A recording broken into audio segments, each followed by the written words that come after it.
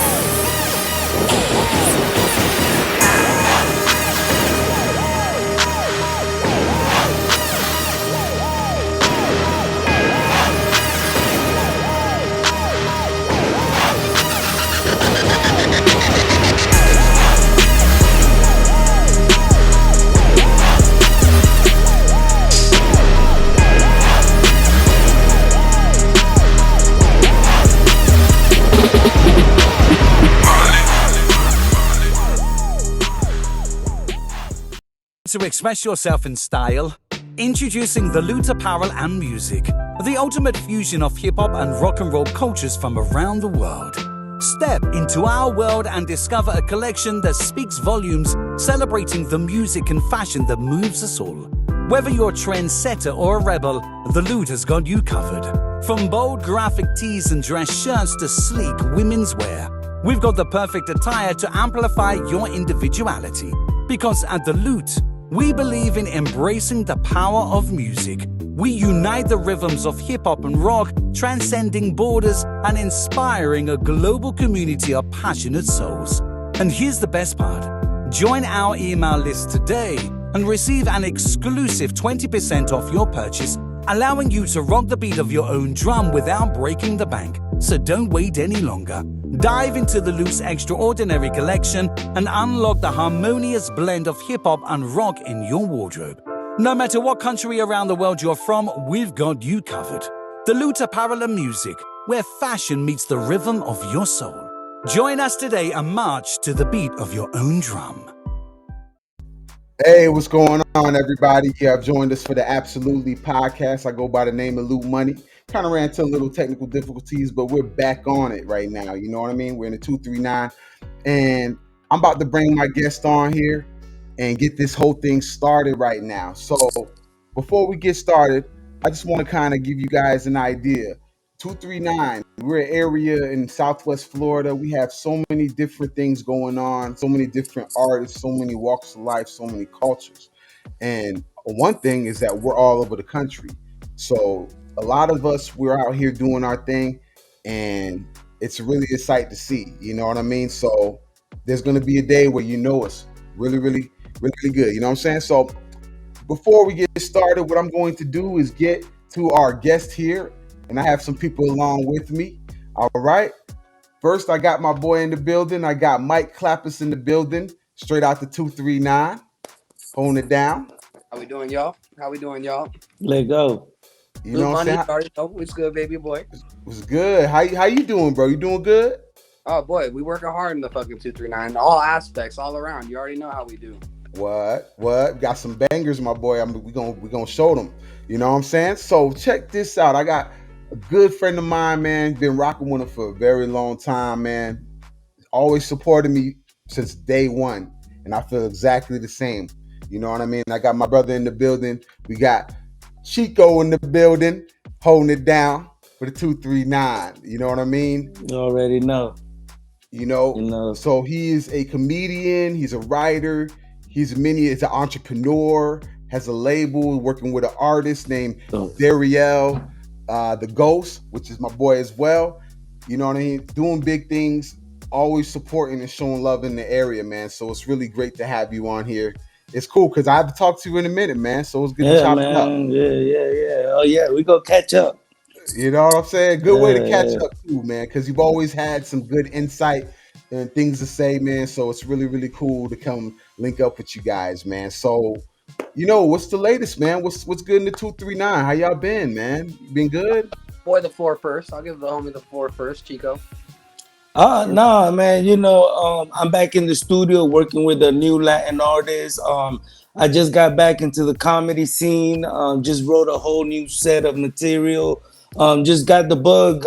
Plus, y'all know right now comedy's buzzing hard, man. It's buzzing Oh, hard. Like everywhere you look, like even people are going from one industry or from whatever they were doing into that scene. So I've already been on it for about 5-6 years now.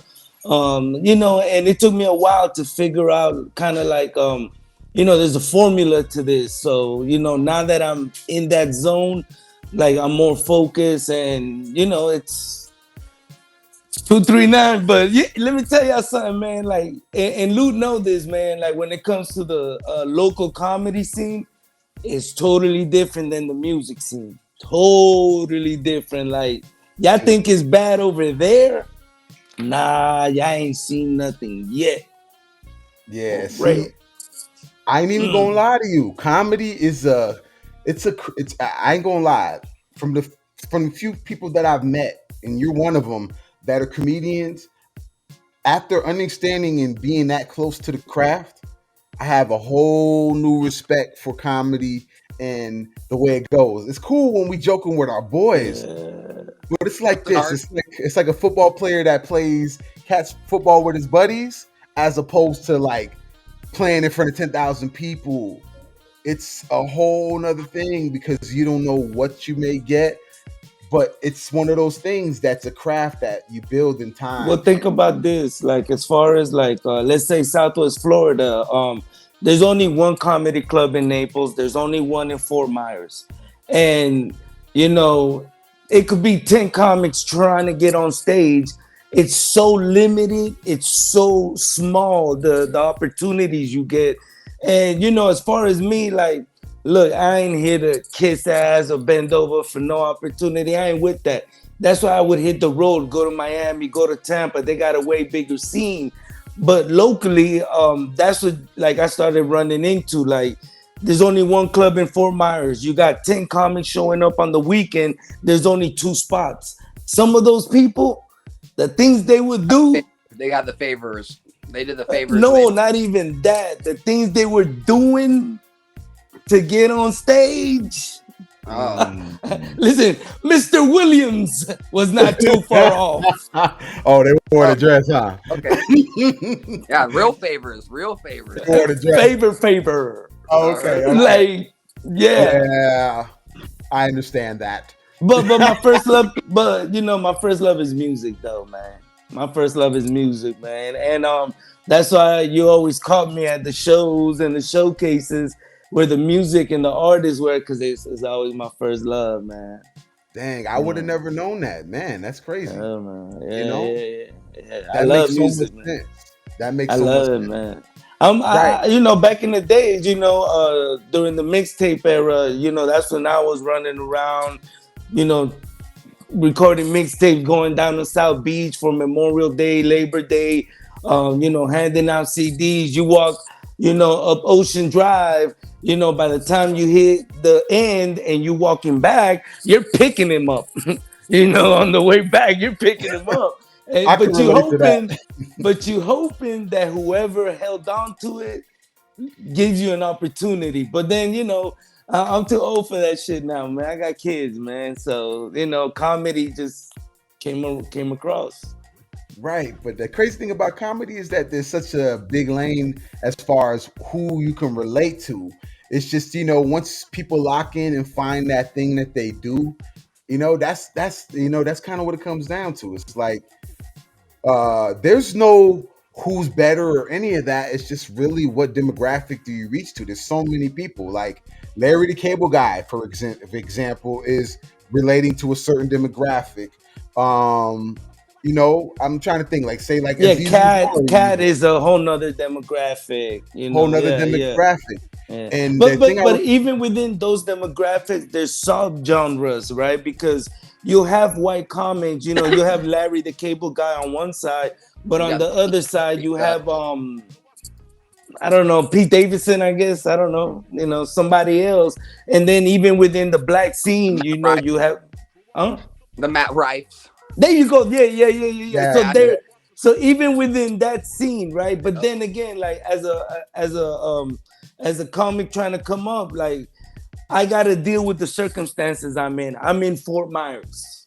mm, yeah. Like Right. You is got to think there's a tough. certain yeah, it's like there's a certain kind of comedy or a limitation of where you can go, not because of and it's not necessarily having anything to do with material. It just has to do with the demographic and where they're willing to Yeah, go with you. yeah. You and know, and in the it's a, door. It's hard to get in that door yeah, on it's hard that to get stage. in that door.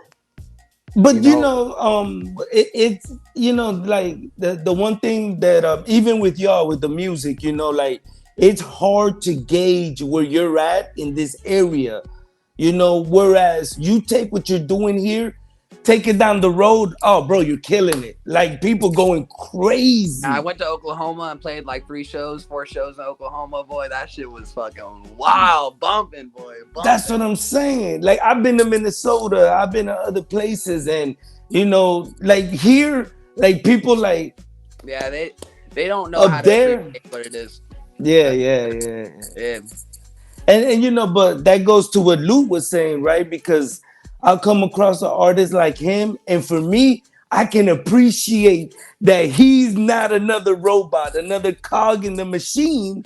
So when I know he's in the building, oh, lituation, we go turn up. We go yeah, this gonna be different now. no, that's how right, I try to keep it right. too. Exactly that exact same energy. That's why me Yeah, are very we brothers out here because we bring a different. When we in the room and people know us, they know what's coming. They know something else is good because we ain't that artist. We ain't the typical like yeah. we have definitely different inspirations and like shit you wouldn't even believe. You could tell me what my inspirations are. I could guarantee you're wrong. Like you know what I'm saying. I'm like Yeah. on some different wild left and like actual like rock and classic actual music like inspirations on writing styles and shit like that. But whenever I perform my art, I get more of like heavy metal like live and like more rough vocals and stuff like that. And so whenever people see it, they know shit's about to turn up. Just like Loot. Yeah. Loot is a different artist. Just like with the main Squeeze song, whenever he pulls that shit out of his pocket, whenever, because people will get very energized to that Loot shows, but whenever he pulls out like something like Main Squeeze, boy, you don't even know what to do. You're just like, bro, this guy just had us bopping. Now we singing along to this shit. This is our first time ever hearing this shit. Literally. Thank you, man. That means a lot. Yeah. Dude. That's For what real. I almost am trying to do that with like easy hooks and shit like that. That just resonates in your head a little bit. You know what I'm saying? Easily. Right. Because you know what, man? The way I've looked at it, it's like this. You break it down to just making it about songwriting, you know? It's like, so what is a song? It's a song that's written, right? It's like when you don't look at it like a genre anymore, it just makes you look at it like like art. You catch a feeling when you see a picture, you know what I'm saying? And like the best songs that you like the most, you're listening and you're feeling a certain type of way. If it's good, bad, or anything in the middle, you know what I'm saying? And so that's, as songwriters, our job is to make someone feel something. No, like, but listen, y'all. That people don't. I'm not even gonna lie. Everyone's just. It's a rat race right now to see who's got what and who's got this or that. But really, we've lost the touch and the feeling of the artist catching their heart on the track and then displaying it for the listener to interpret. You know what I'm saying? No, but but that's what it is. Listen, like I think with what y'all did, because I heard your Lost Boys, yo, like I was telling you, Highway, I rock with that. Loot already know, that's my energy too.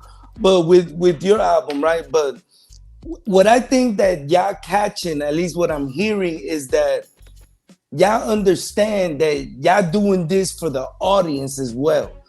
Like this goes beyond just you in your room rapping, trying to hear yourself. Now you realize, hey, I gotta be able to take this in front of people and have them feel me.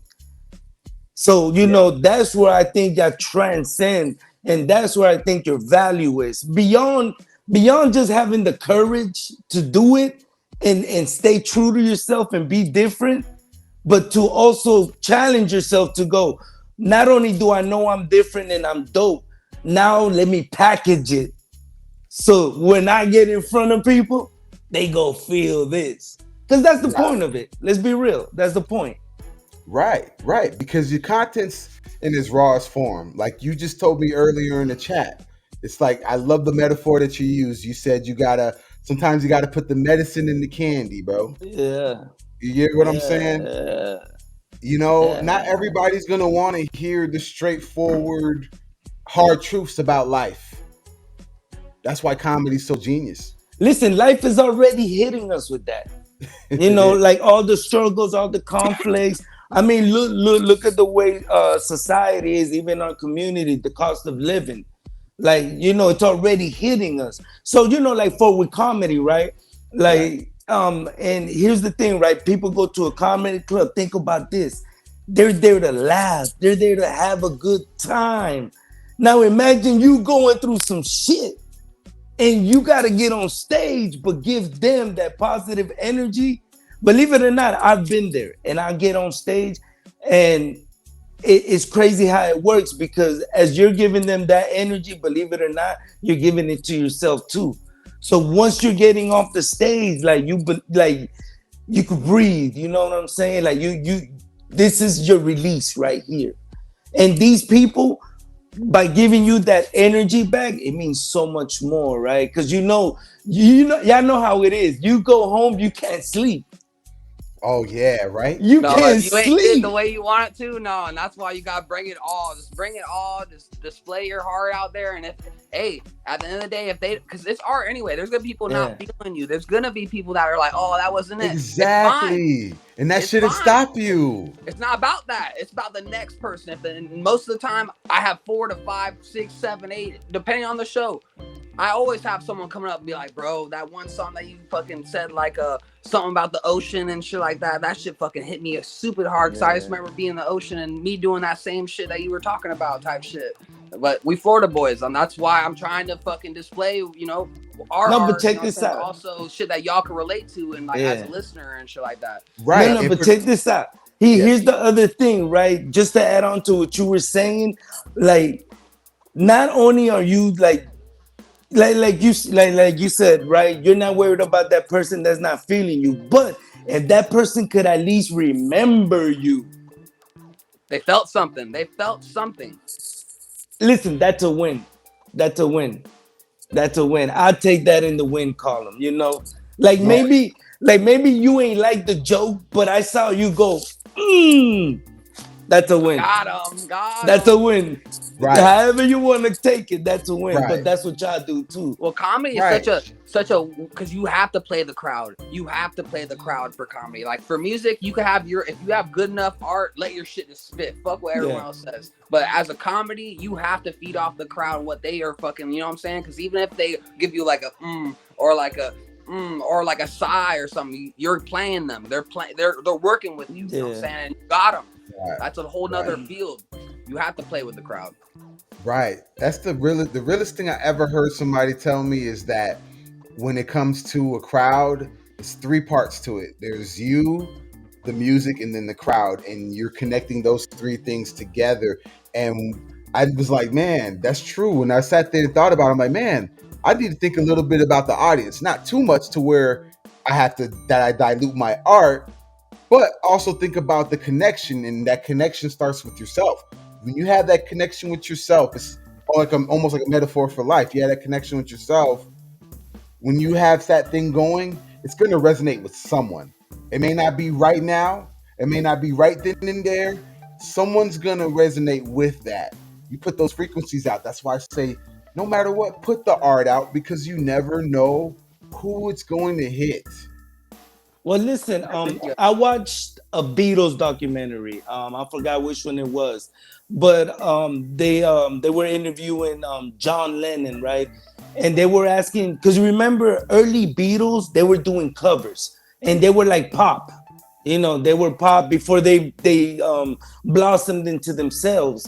They were pop. They were all dressed like a quartet and all of that. So they asked John Lennon, like, do you ever regret doing that? He said no, because at that moment, the point, the point of them doing the music and the art, it was to get in front of people and get people to listen to them. If that's what it took at that point for them to be able to get on stage and get in front of an audience, it was part of their development. By the time they get to Sergeant Pepper's, band, that album, by that time they already established. Now they can go off on their own. But it's like a sacrifice, dude. It's a sacrifice. Right, right. Because you know what? That's so true. Like, it's funny you say that because one of my boys, Matt Cott, what's up, man? You know what I'm saying? He's a bass player, and he said it like that. He's like, yeah. He said like those later albums is where the real Beatles were. You know what I mean?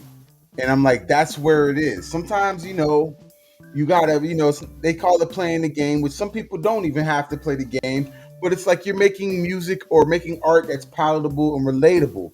It's like this. You can't hit somebody with deep conversation from the beginning unless they really like that. But you kind of sometimes have to break the ice a little bit. You know what I mean? Read the room. Yeah, read the rooms. Maybe have something a little more general or something that's a little more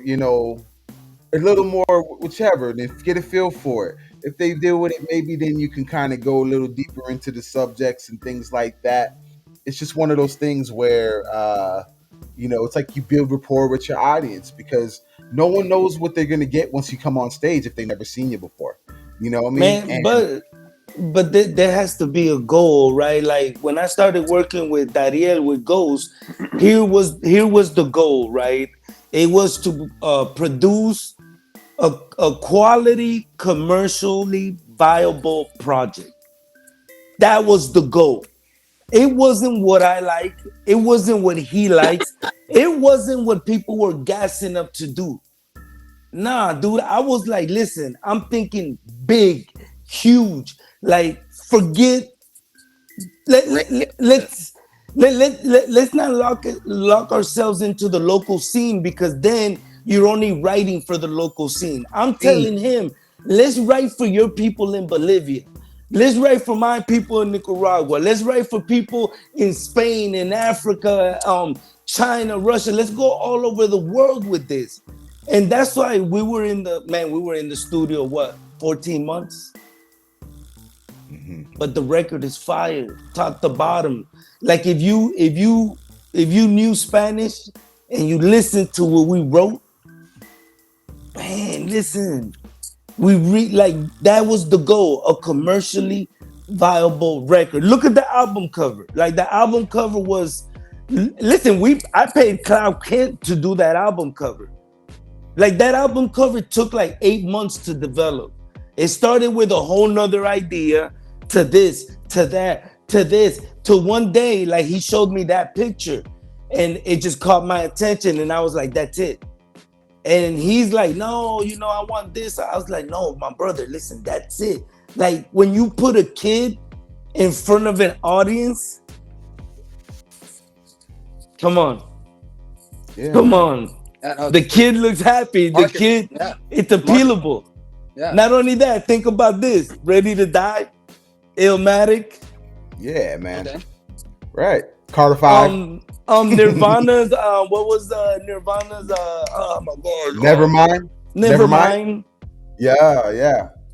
So, Yeah. But that's me going in the studio with him and going, listen, you focus on the art. You focus on your talent. Let me handle promo, marketing, management, production. Let me do that.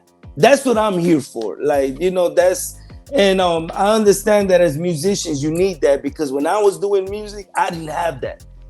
It wasn't until later on in life I realized what I needed.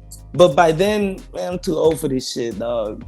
But then I love it so much that, I see, well, Loot, I've seen him around. I haven't seen you around yet, but I'm already in tune with Lost Boys is dope. I fuck with it. Yeah, my next album, actually, I was gonna actually talk about that a little bit too, because you were saying a little bit more marketable. Because my next project is actually more alternative sounding. Like if you listen to that song "Diamonds on My Chest," that kind of has a more singy, like rhythmic vibe than, because I'm more of a rapper personally. But I've been developing my singing voice and shit like that. But my next project is called "War of the Roses."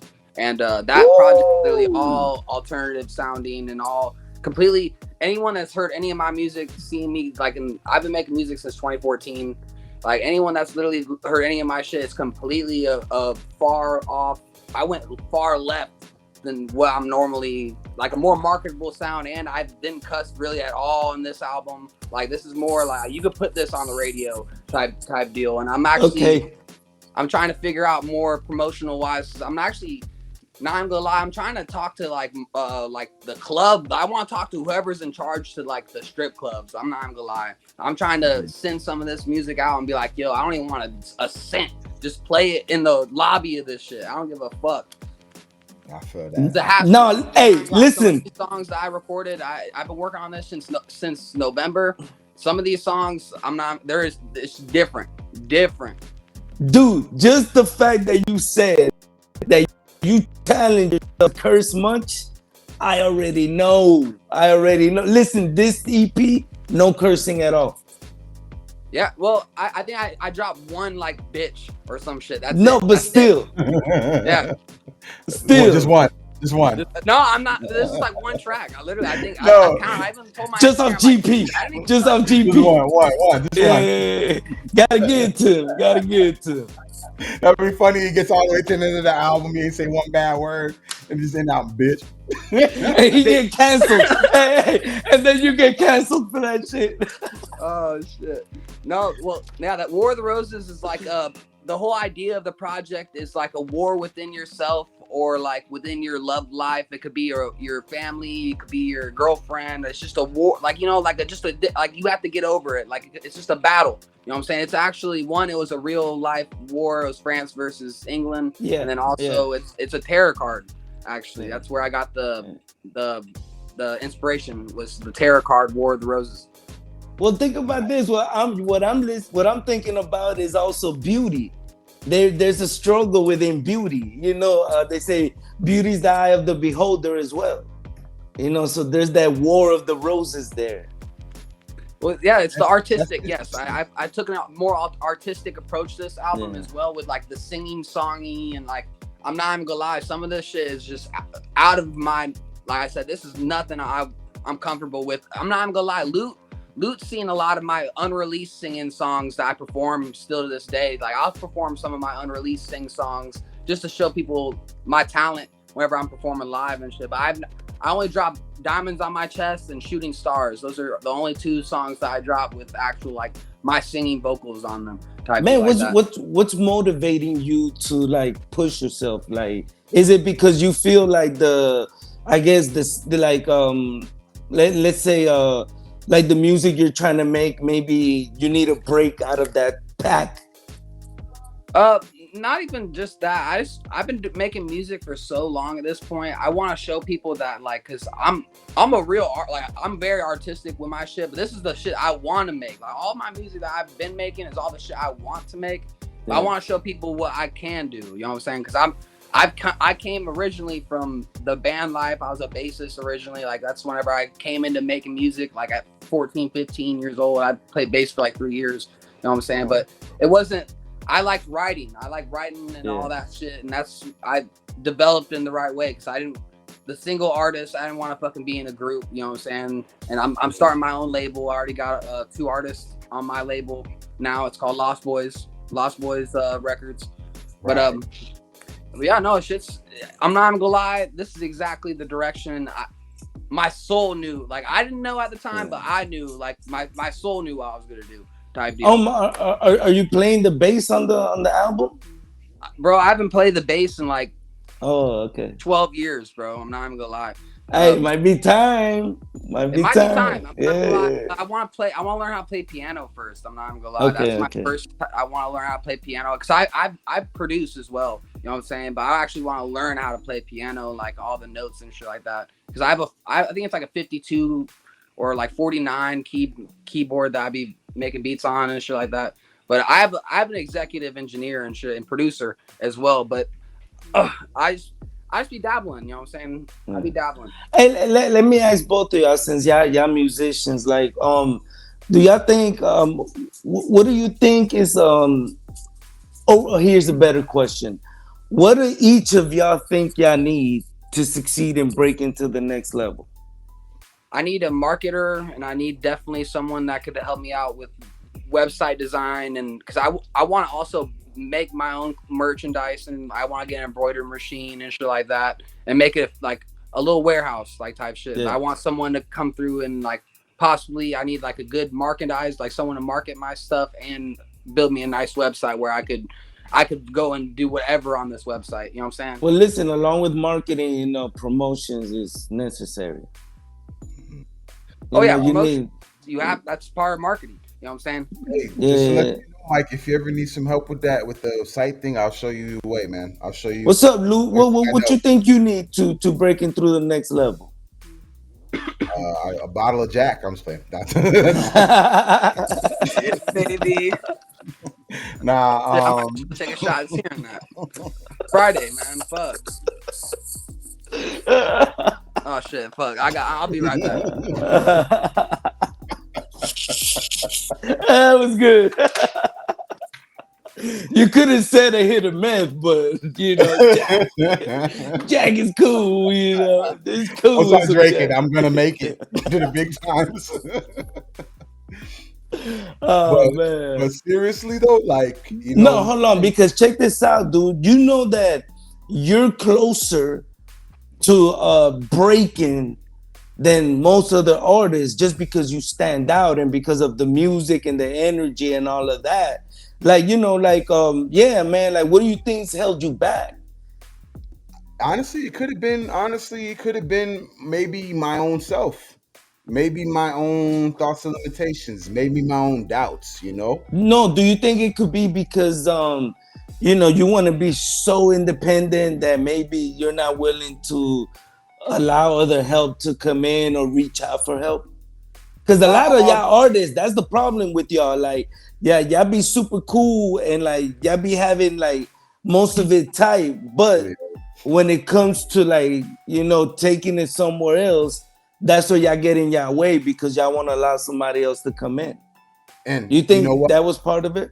I've had that. I dealt with that before, and that was kind of when like my earlier days, because I used to have a crew called the Riot Squad, and I'm trying to bring them back. You know what I'm saying? What's up, squad? If y'all watching this Yeah. shit, so that might have been it because at the time I was so protective of my music and my art because it's a piece of me, man. You Yeah. know what I'm saying? It's hard to So let the door open. It's hard to open the door because we care so much. You know what I'm saying? yeah, And You like gotta and, match and, the drive. You have to match the drive. and, yeah. and is it because you're also afraid of losing like ownership, I guess? Uh, at one time that was the case, but you know, I think once I started getting into the rock world and collaborating with people, it started to change. Because when I was a hip hop artist straight at the time, uh, hell yeah, I didn't want nobody fucking with my shit. But when it came down to dealing with artists or being a drummer to a band, I was like, it taught me how to take the back seat. You know what I mean? I Mm. was like, I don't need to be the main guy. I could just be the person that puts the idea into something bigger. Like even this platform, even though it's called Loot, it's something bigger. I'm not doing this just for me. I'm doing it for y'all. I could be saying, Loot, look at my shit every fucking episode, but nah, it's like it's for y'all. You get what I'm saying? And it's not even just World. about the promotion of the music. I wanted to build the community with some real people, man. You know what I'm saying? Where we support each other, not just even on the music, then just in general. You know what I'm saying? If somebody need to hear some word of Dog, but encouragement, you a personality though, man. Like this works for you. You a personality, dog.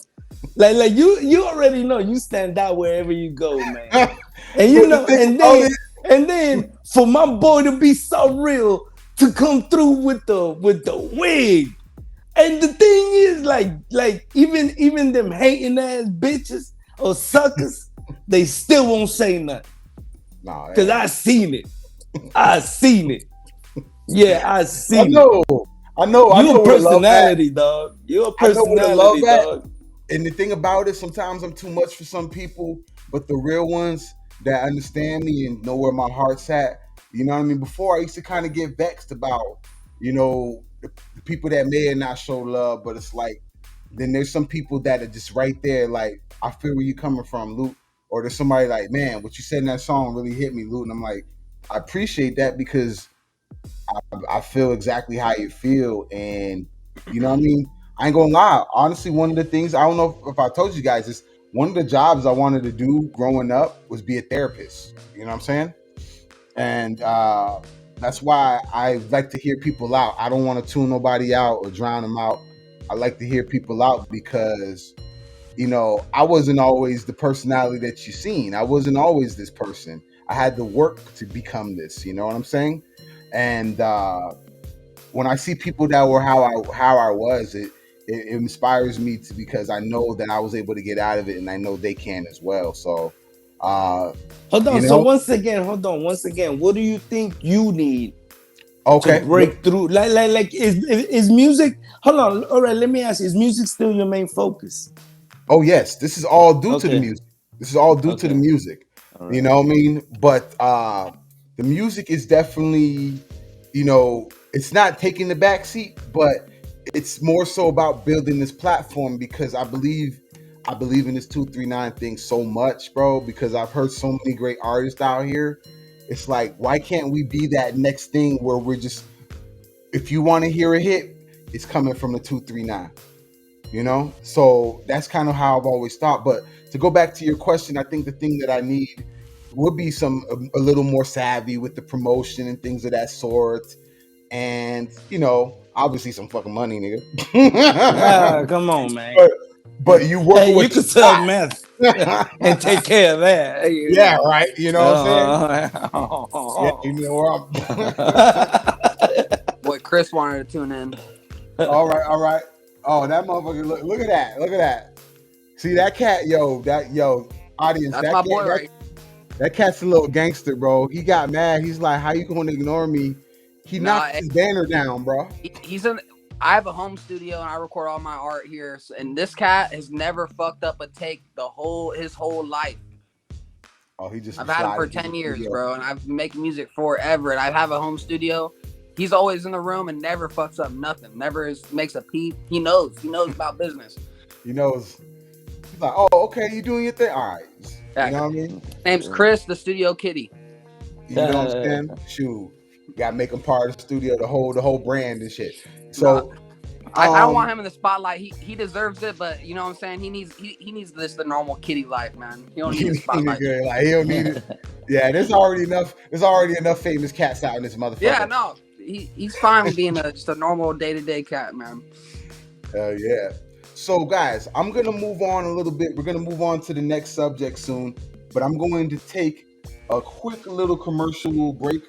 Or not actually, I'm just gonna take a quick little 20-second break. You know what I'm saying? And we'll get right back to the shits. All right, guys? Yeah. All right, let's go.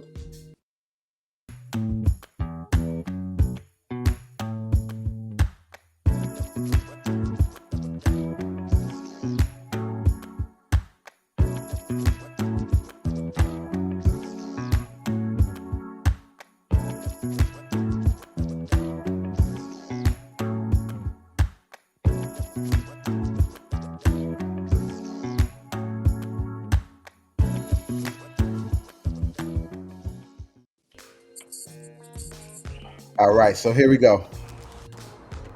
Excuse me, guys. Quick little technical difficulty here. P. Diddy accused of sexual assault by producer Lil Rod. Put up the picture for him as.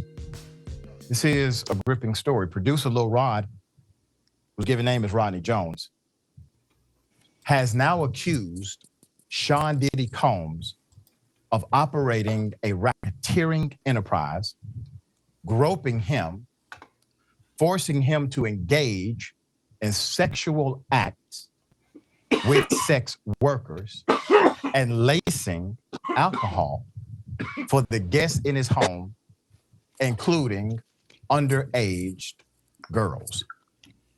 There's a 73-page complaint, ladies and gentlemen. Quote, throughout his time with Mr. Combs, Mr. Jones witnessed, experienced, and endured many things that went far beyond his role as a producer on the Love album. Mr. Combs required Mr. Jones to record him constantly.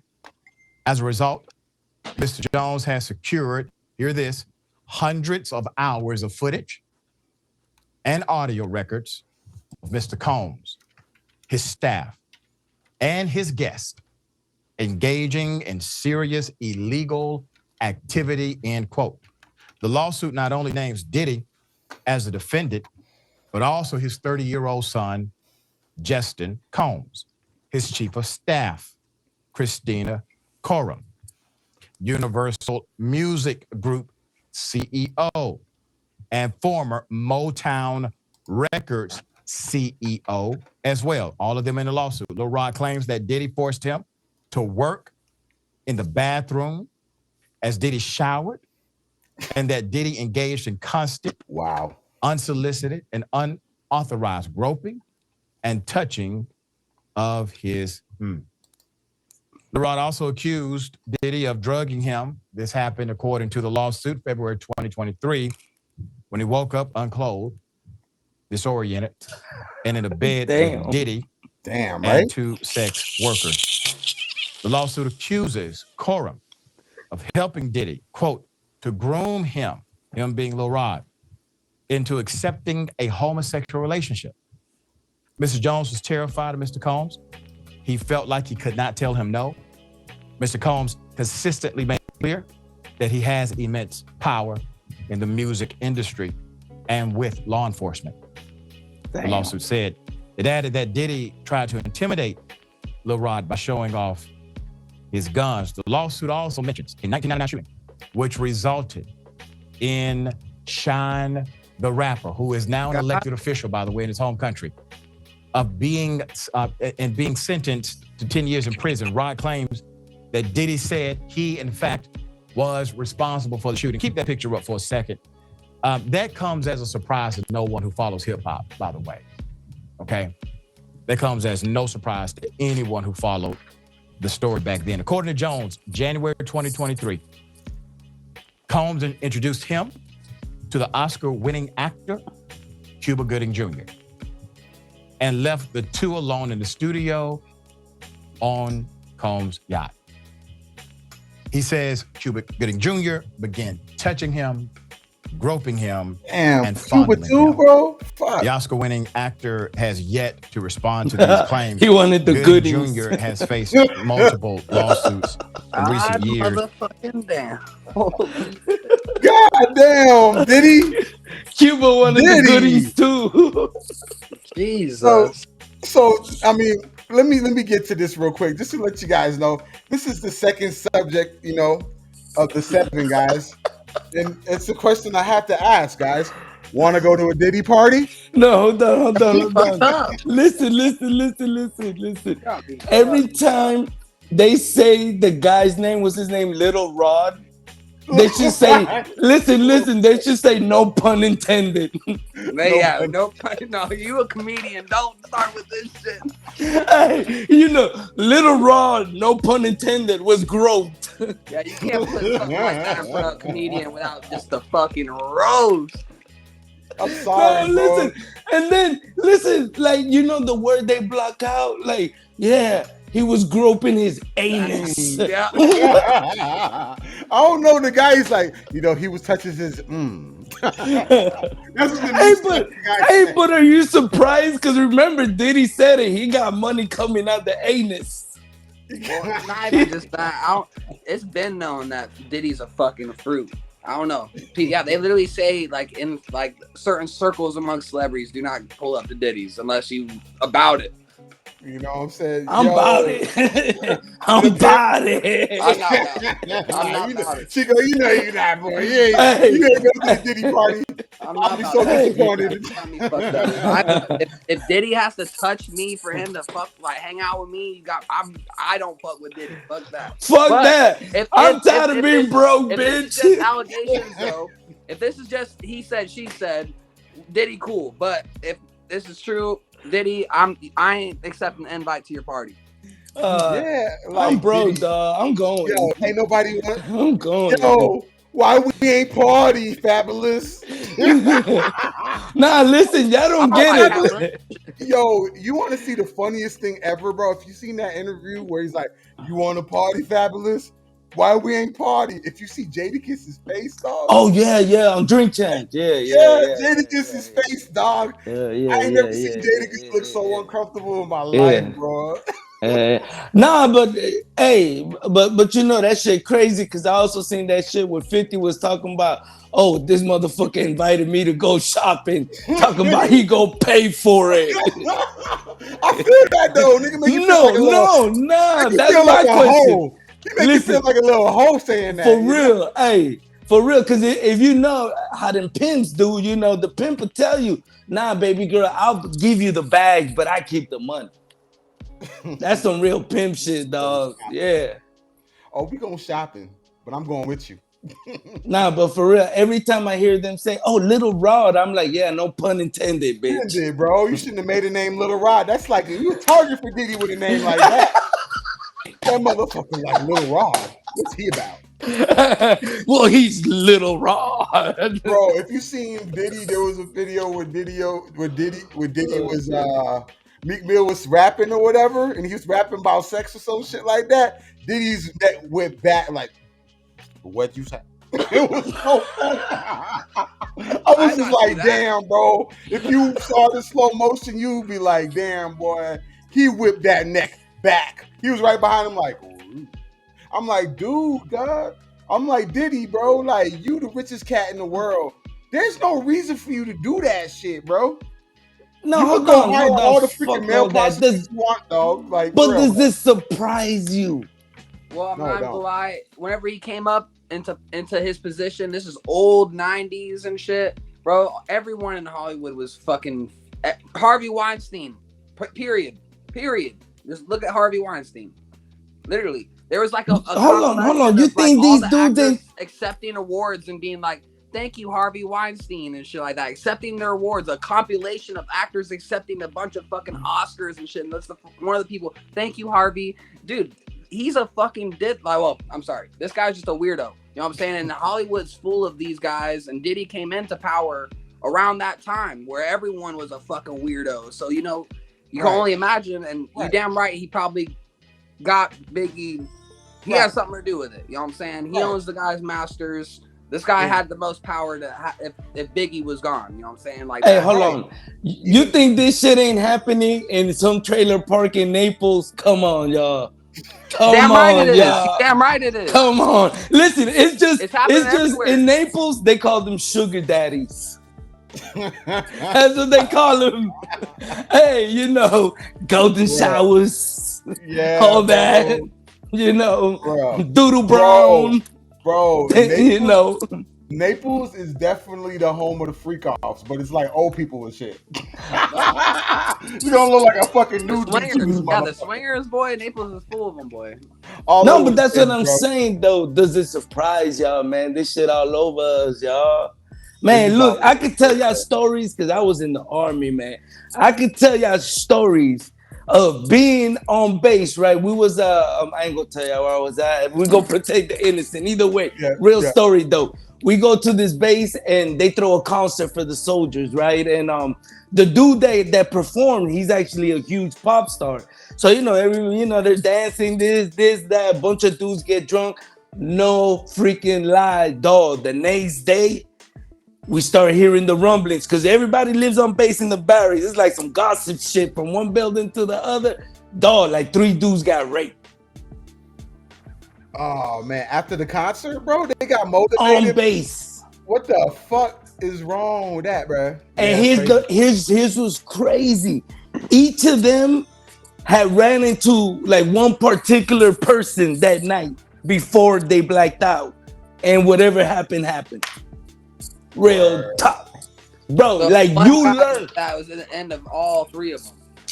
Bro, listen, I don't need that, bro. Like, listen, if you've been in any institution, you learn real quickly not to play around with other men, dog. Like, we ain't going shopping, dog. Fuck you. Bro. Yeah. Hell we ain't doing that shit. Nah. Somebody busted to the white meat for that shit. Nah, dog. I don't want your cup of noodles, dog. I'm a fucking starve, bitch. That's why whenever I travel to like LA or any of these places, bro, I keep a low profile, bro. I don't even tell people I'm sliding out there really unless I fucks with you. You know what I'm saying? Yeah, man. Yeah. This place is that reason alone. And now let me check this out. See this here, right? The thing about it, so people can clarify here, because you know, whatever somebody's sexual orientation, that's up to them. You get what I'm saying? My personal views on it is my personal views on it, but the whole matter of the fact is the grooming aspect, is the fact of coercion, the shaming, the whole tit for tat, you do this, I do this for that. That's where the problem is. If you want to do what you're doing, by all means, do what you're doing. The coercion part is the part that hold on, y'all. I gotta play devil's advocate, y'all. I'm sorry, dog. Like I was saying earlier, when it comes to this comedy scene, right? Like these people that I seen do things to get on stage, ain't nobody coerced them to do it. Ain't nobody forcing them to do it. They're already offering it before they even get there. They already showed up telling themselves, whatever I gotta do. And then they show up and Diddy's in the back going, yeah, bitch, I want some cheesecake. Yeah. You know why? Because you're making the Birdman hands. Birdman is Diddy's predecessor. They're praying. Yeah, like we ain't seen him kiss no leg. People that are weak, for sure. Bro, that's another thing. How did we all, like redheaded stepchilds, just forget that freaking Lil Wayne and Baby were kissing, dog? I'm over here watching Rap City, right? It's like boom, boom, boom. Everyone's playing in the background and shit. Hey, but you know how it is, dog. But Lou. But damn, Lou, what? You homophobic? You know, something wrong with you? You feel insecure? I might get canceled. You know? You know, Nah, but but I'm saying like that's the way like people feeling today. feel Like about it. they hit you with that shit. Yeah, But then again, listen, fuck that. People choose winners. People choose who they like because you know they overlook that shit, but now they over here, you know, trying to crucify this person. right. Because you know what? I'm glad you said that because you know why? Think about the Cat Williams thing. Cat Williams was blackballed because of Harvey Weinstein and what he was doing for calling out the wrongdoing he's doing. Now that we know why Harvey Weinstein's a piece of shit, now Harvey Weinstein can't. Lou, hold on. He was blackballed by who? He The was bringing industry, up the industry, if you watch that Club Shay Shay thing, the I industry. he did. Yeah, literally industry blackballs Cat Williams. He spoke up. he literally said that he was in a room with Harvey Weinstein and a bunch of other people, and Harvey Weinstein asked him to do some sexual act in front of all these people. And this is where Cat Williams is not even laughing. He's like, bro, he asked me to do this and this and this in front of a bunch of people. What the heck you expect me to do? I'm gonna feel mad uncomfortable about that. And for the fact that I didn't do this thing, I was blackballed, and that's why you guys didn't see me all these years. Because of that, I was telling y'all this motherfucker's a piece of shit, but y'all didn't want to hear me until now he finally gets caught, and it's unbelievably no way to deny it. Now everybody's like, oh, we see what you're saying, Cat. Even though he's like, yeah, y'all motherfuckers turn your back on me over the same shit that you guys are trying to cancel now. He got canceled for the guy that got canceled him before, and everybody was riding with it because he wouldn't do that game that these cats are playing.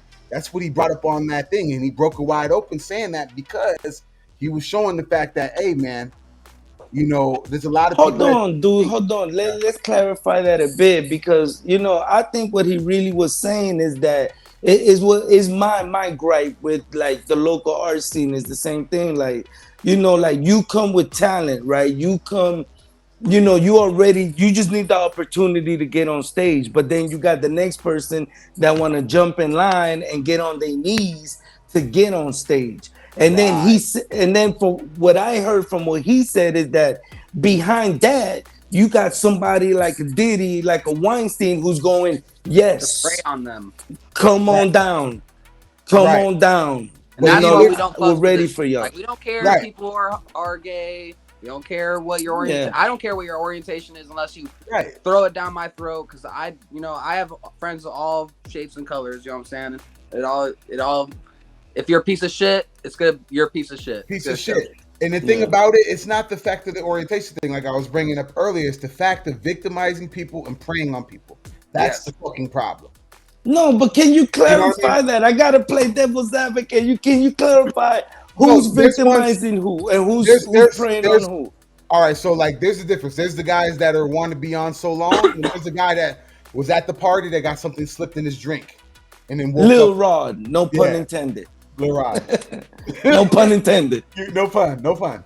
So Yeah. like the dude that got something slipped in his drink when he wasn't even asking for it. That's what I'm talking about. Okay, I agree with that. Yeah, they were just there, and then they woke up, and next thing you know, they violated. That's fucked up for a man or a woman. But the fact that a man went out his way to go say that, man's not gonna want to talk about that experience, man. Nobody's just gonna want to go say that happened to them for some money grab either, man. You know what I'm saying? Some people might, don't get me wrong, but to put that out there, it kind of shows like, man, something really had to happen that traumatized this guy to the point that he's like, man, I gotta talk about this because Well, not you know only that, like you know that person has to put themselves in a very vulnerable position to even bring that out in public. that's what I'm saying. Nobody wants to Yeah. talk about that. So it kind of makes you bad an eye, especially when it's a man doing it. Because men won't No, talk about that shit. listen. Did you watch the clip of who was the guy? He's an old actor, black guy. But either way, there's a clip of him where he said he used to go to the Diddy parties, and that Denzel Washington would tell him, "You need to leave by 10:30 or 11 o'clock or something like that," because he said he would see Denzel in the party, but Denzel would be gone by the time the madness starts. And Denzel used to tell him, "Hey, by this time, you need to be out. You know, you need to be getting away from here." But yeah, man, you know, you got a choice. Yeah, you do. Let's be real. You got a choice.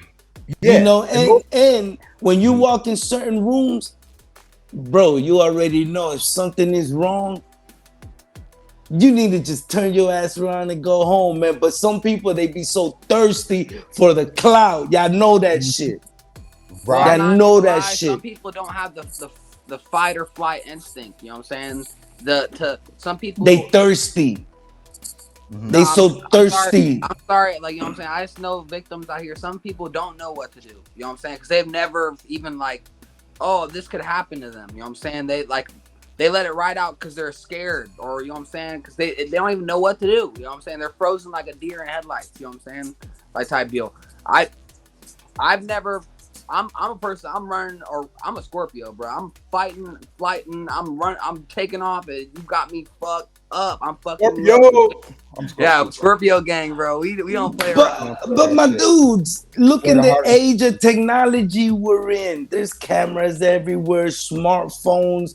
You mean to tell me you can't pull that thing out and hit three Some of these digits? parties you can't have your phone, bro. They take that shit in like Yeah, those parties, in they're very adamant lockers or about those things. wherever. You know what I'm That saying? that's the thing about it. They really, the same way that Ghislaine Maxwell and Epstein were very tactical. That's how tactical they are about the thing. You know what I'm saying? And it's crazy because it's like there's some people that are thirsty and they're like, "Bitch, you got in the trap and you fucking deserved it because you're so thirsty." And then there's some people that were literally minding their business, didn't think that Hollywood was this thing, and then got caught in the mix. You know what I mean? So it is. There's two sides to it, Yeah, but some people don't have that instinct, homie. Like that's why I'm saying, like yeah, us, like to be honest, it makes no sense to us. But I know people that just didn't know what to do. You know what I'm saying? Like type right, deal. right, Yeah, some people just don't know what to do. So like for people like me and you, it's hard. It took me years until I sat with people and like looked at me in their face and was just like, to be honest, bro. Now, like as a victim, I would run away because it changed my whole life, type shit. But at the time, I didn't know that was an option. Like you know what I'm saying? So But like, listen, but yeah, but but I do, at least for me, from where I stand, I think it's more of the situation of because they're people trying to being get over thirsty, on this because putting they're oh yeah, themselves in that situation than the other way around where it's exactly, the person being taken advantage of. It's mostly that way. Everybody's showing up being thirsty. that person's in a position where they could get them in a position. You know what I'm saying? I know what you mean, exactly, but like certain exactly, people, they don't know if they're all right with that shit. You know what I'm saying? So then they don't right. know what's up. You know what Also, I'm Well, saying? look, also, that's the also, thing. some people are. Now, go ahead, Chico. What were we saying, brother? No, but I'm saying it's like in the military, man. Like, you could either earn your rank on merit, putting in the work, or you're gonna go, you're gonna go wash the sergeant's car. You're gonna wash his drawers. You go mow his lawn. Like, which way you want to make it?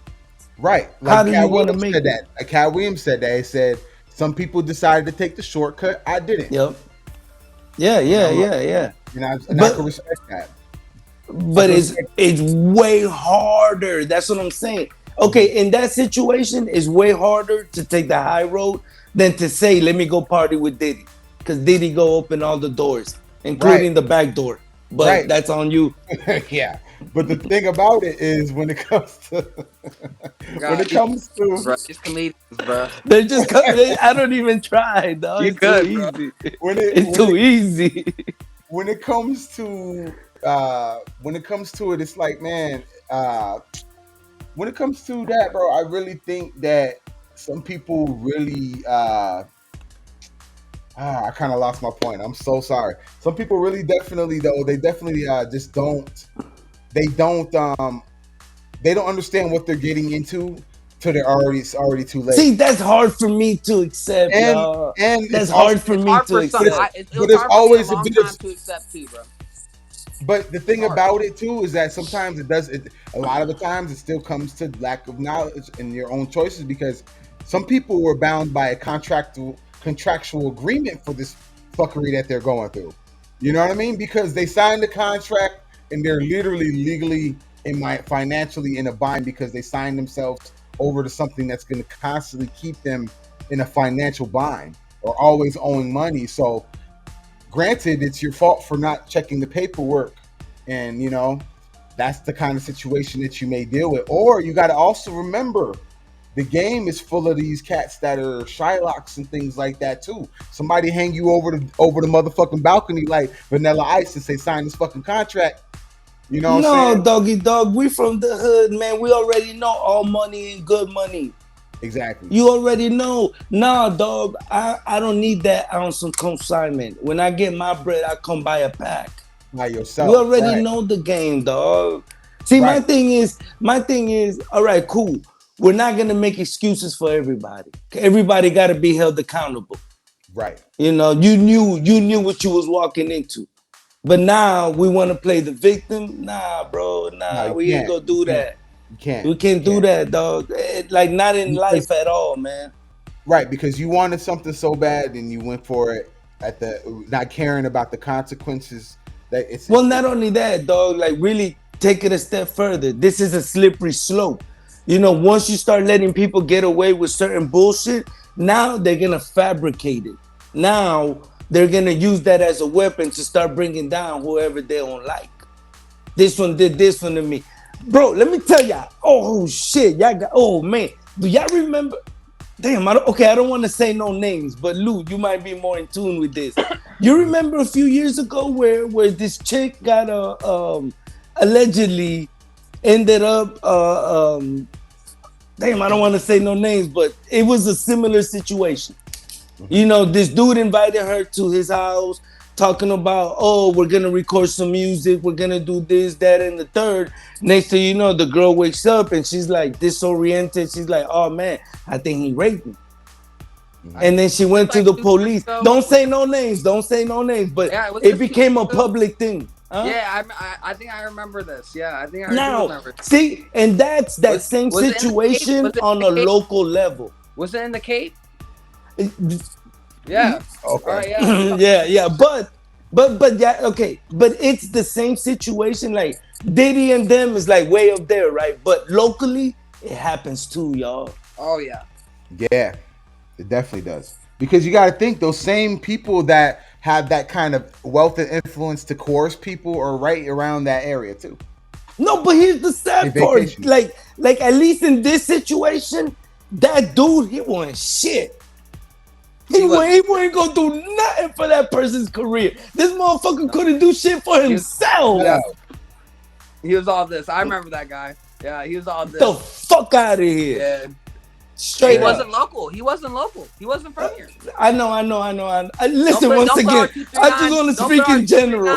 I'm faulty for one motherfucker that wasn't from here that came and put a bad name on our industry out here. Yeah.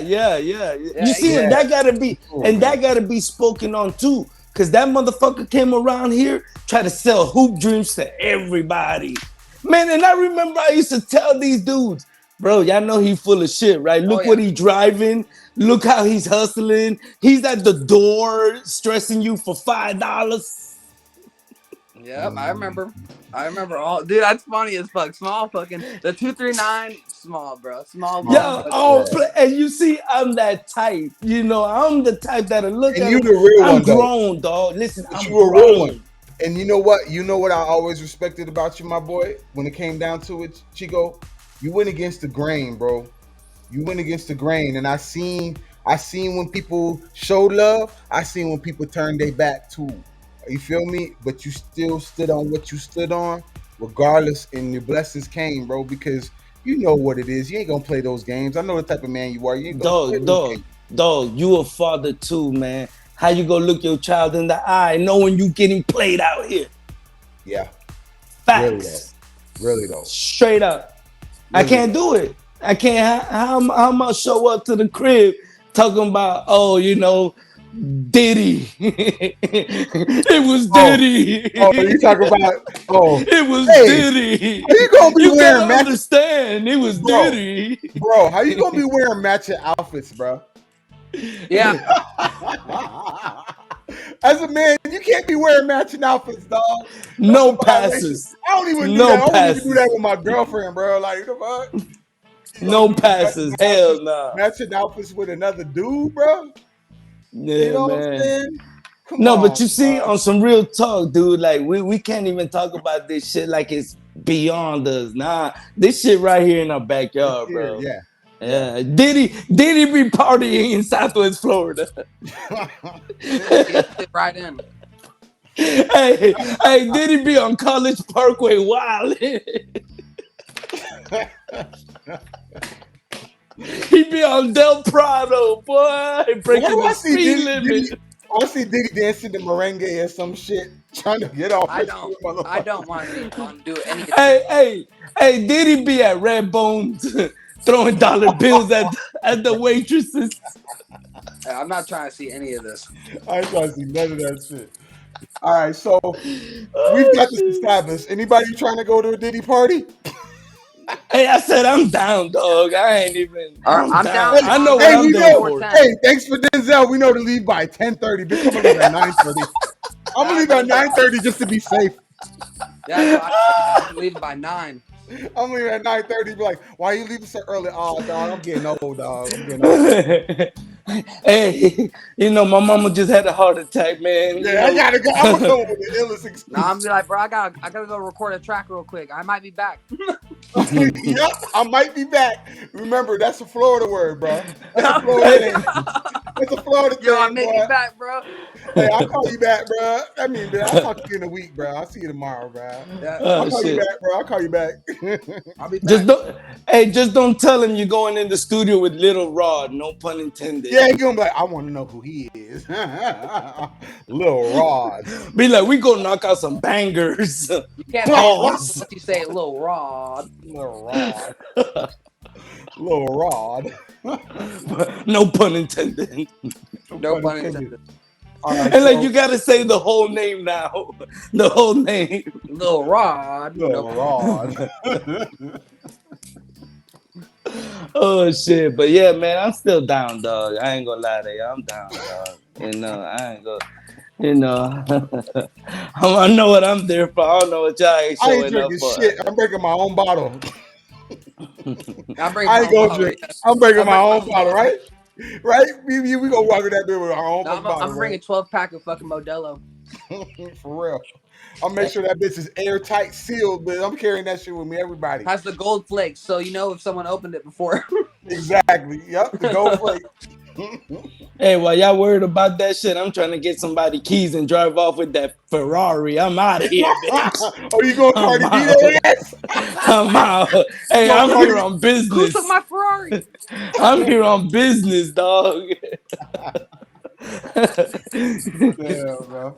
So I'm gonna move on to the next subject, guys. I know we've been on it for a little bit, but let's get on to the next subject right here, which is, give me a moment. All right, it's called Out of the Barrel. And I'm gonna show you this clip here. I want you to take a look at this here, get a little perspective on this, and we'll have a little discussion a little bit more on it. All right, so check this out. Oops, wrong thing. Okay, hold up. So here we are, my boy. All right. Hell, and I did most of the movies on cocaine. And I used to sit in Ice Cube's trailer in the morning and be crying, tears. He like, Mike, wipe your face, man. You a king, nigga. Stop doing this shit to yourself. I'm sitting there wiping myself. I had survivor's remorse. I was so sad that I left all them niggas here in this city, and I was famous. And when I would come home, I wanted them to be happy for me, and they was mad at me. So I said, damn, I gotta destroy myself for you to like me. Like, damn, my favorite nigga, it seemed like he liked me more when I'm coming down off coke and I'm crying and I hate myself. He was like, oh man, I love you, nigga. I'm praying for you. But when I wasn't high and I was working out and I looked good, he's like, nigga, you think you better than me. How is you my boring. success a reflection of your failure? And that's what happens to the kids. They around here killing themselves, trying to fit in with somebody who's fucked up. I've been So here we are with part 3 here with 3 out of the 7. And here we are, man. So you hear this right here. The reason why I named this Out of the Barrel is because it could be like that sometimes, right? You know, we all know the term crab in the barrel. And when I heard that, it really, really resonated with me seeing that, because it's like that, man. You know, sometimes people when when you're doing all the messed up things along with them, it's all great and all gravy when it's happening. But when you actually try to better yourself, they like act like you changed and all that type of stuff. So, any thoughts on that, man? Anybody ever Hold dealt with on, man. something Hold like on. I that? got a fucking question, dog. Yes, You sir. ever done cocaine? I don't know what the fuck you asking me, Mark. No, remember, no, listen. You heard I'm what on. he said, right? He did all those movies on cocaine. I know, and those were good movies. I ain't gonna lie to you, but Hold on. you know, Have you done cocaine? bro, I'm on live television, bro. All right. Well, either way, regardless, right? Hypothetically, let's say I have, right? Right. Right? Isn't while you're in that shit, though, you ain't trying to hear it. You don't give a fuck. You ain't. You Right. just trying to. 10 Right. years later, when you get off of it, then you go, damn, dog. All you wanted to do was hang out with me and snort cocaine. You fucking right. That's all we wanted to do. So now that we changing our lives, we're gonna look back at that shit and shame that shit. Nah, bro. Nah, bro. Nah. And the thing about it is like this: like now that particular situation is more so a metaphor for many other things. I can care less about what he was doing before. It's more so just the fact of anybody that's really been anybody that's trying to do better for themselves and people that didn't want to even think on that level, looking at it like them trying to do better for themselves is trying to be or act better than them. And that's a mentality that some people have, and it don't matter what you do or used to do.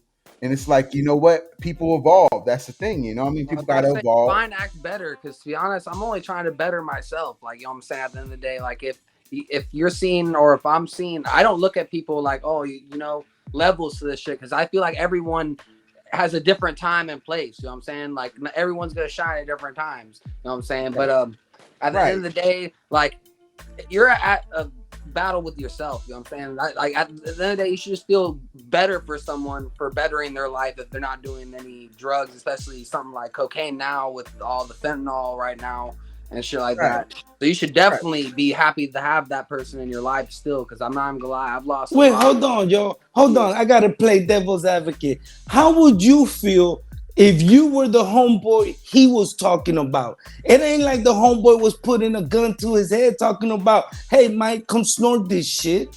Imagine how would you feel like that? Now, granted, you the talented one. God bless. It worked out for you. You took off.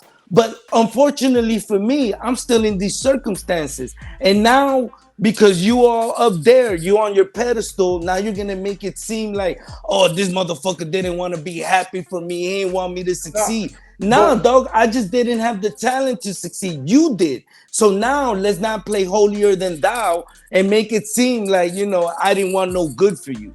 See, but what if that was the case? What if he didn't? What if he wasn't even trying to act holier than thou? You were just trying to be like, hey, what's good, guys? I got love for everybody, this and this and this. And that love that you were trying to give back was met with hate.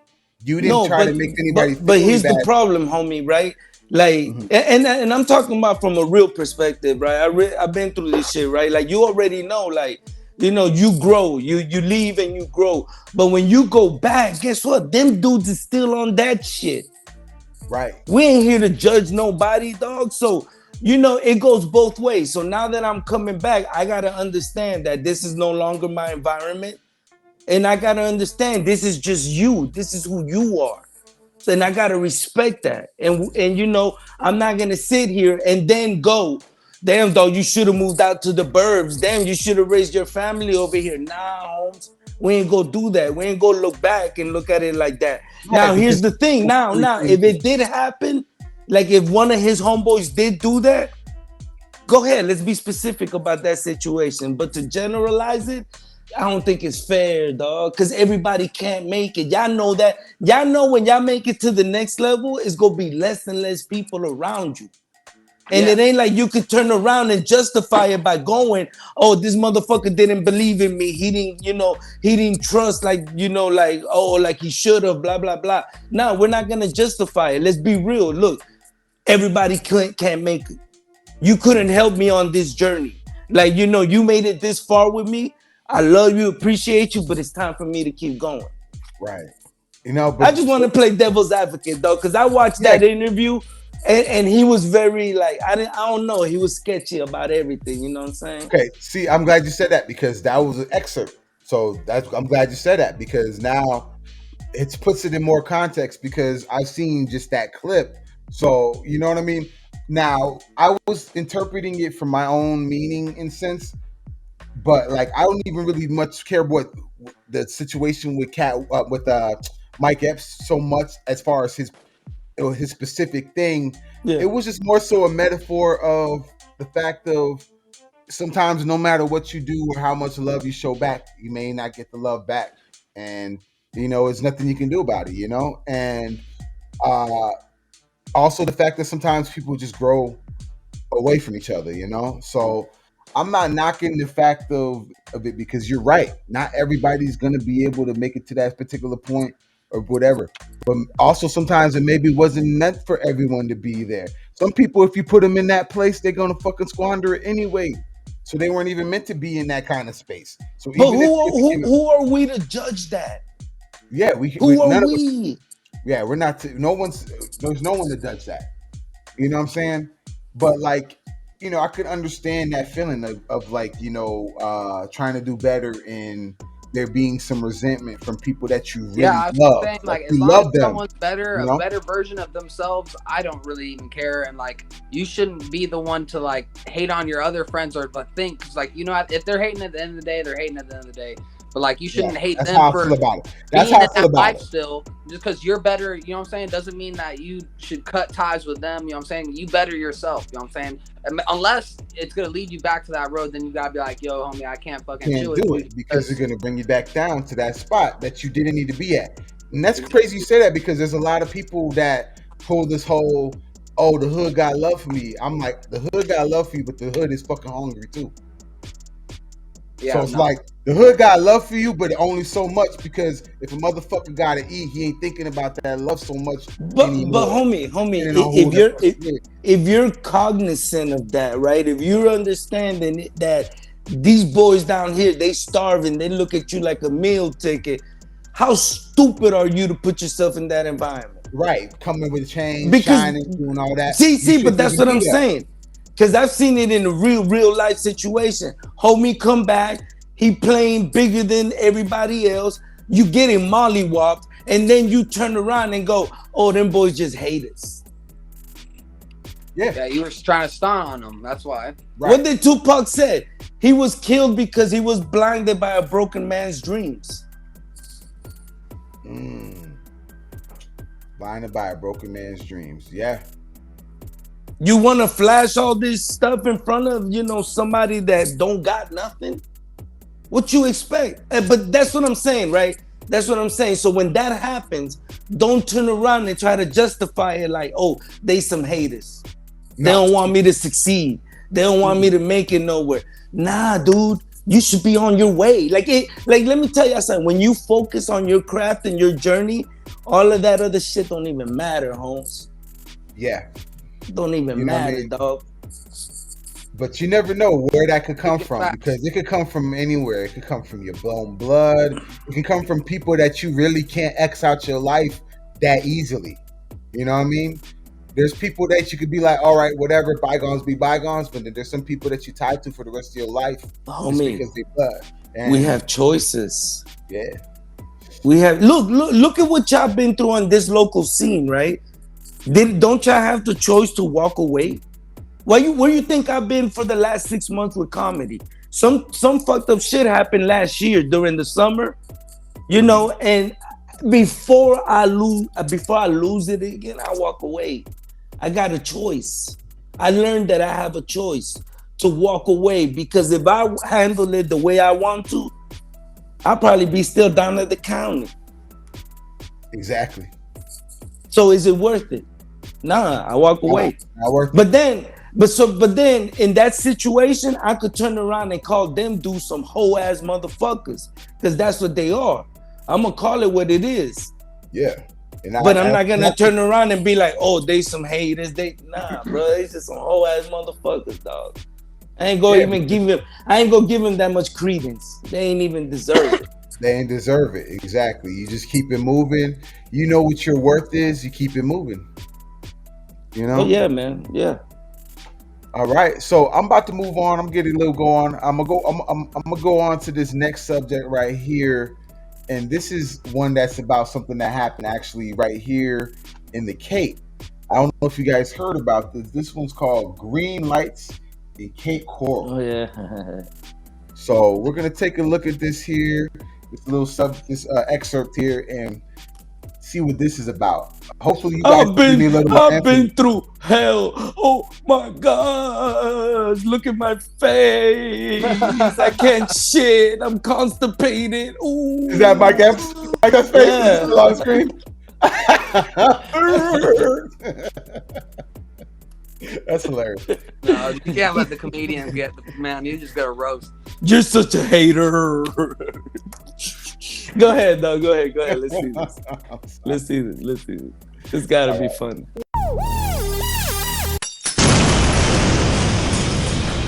What is going on with that, bro? All right, guys. Rockstar Games is now fucking loading up the map for the server GTA 6. That's a good way to look at it. He's serving it up. He's like, oh, okay, we got to get the cape in there, right? So Yep. I'm just sitting here looking at this, and didn't that feel almost like that lady was like plugging that company at the end of the thing? So it might be the surveyor company, this such and such and such. Well, Is I the think phone number GTA, to the next something? GTA is good. Rockstar is really fucking going up and beyond for this next one. Yeah, they're like, oh, we're gonna get the 239 up in it. But dude, what is that supposed to be, my boy? Like, why are these green lights flashing up in here, man? Like, it's not making no sense to me, man. That's sketch. That's sketchy as fuck. Yeah, man, that's just nuts. Because I'm like, dude, like, you know, I was out of town for a little bit, you know what I'm saying? And then my buddy showed me a video of that, and I'm over here like, dude, like, why would anybody have those green lights coming up on the top of there? Like, and the thing about it is nobody knows who the company is that's doing it. That's some weird shit.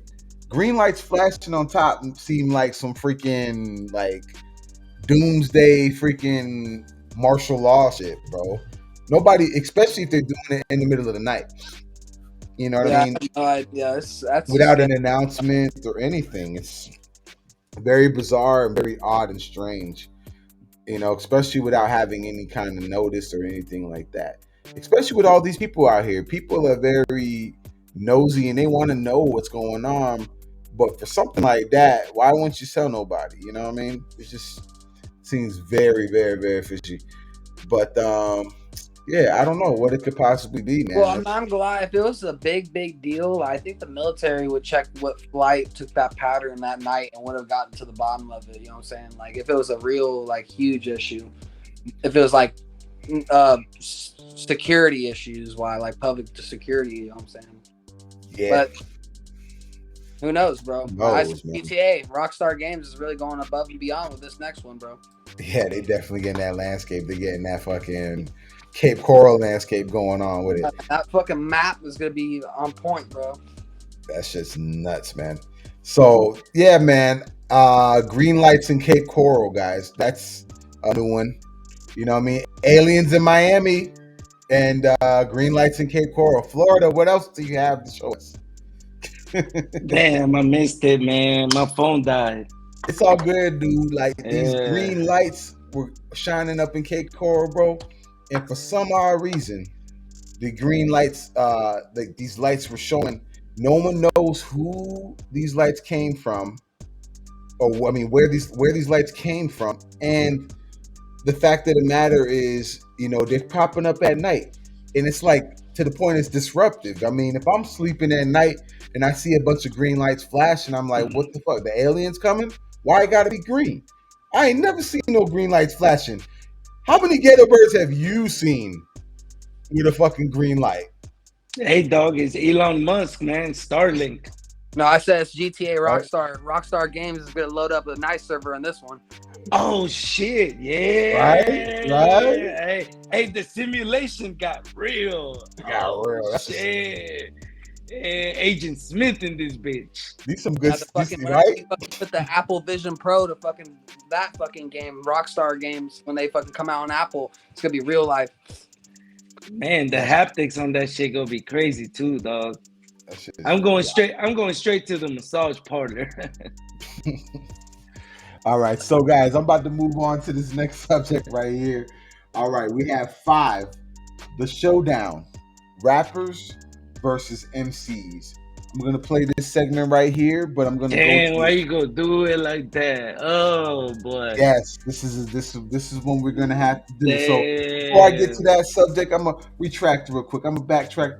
Before we get to that subject, I'm going to go to a quick little commercial break, and we will get right back to the shits, my boy. All right. Absolutely.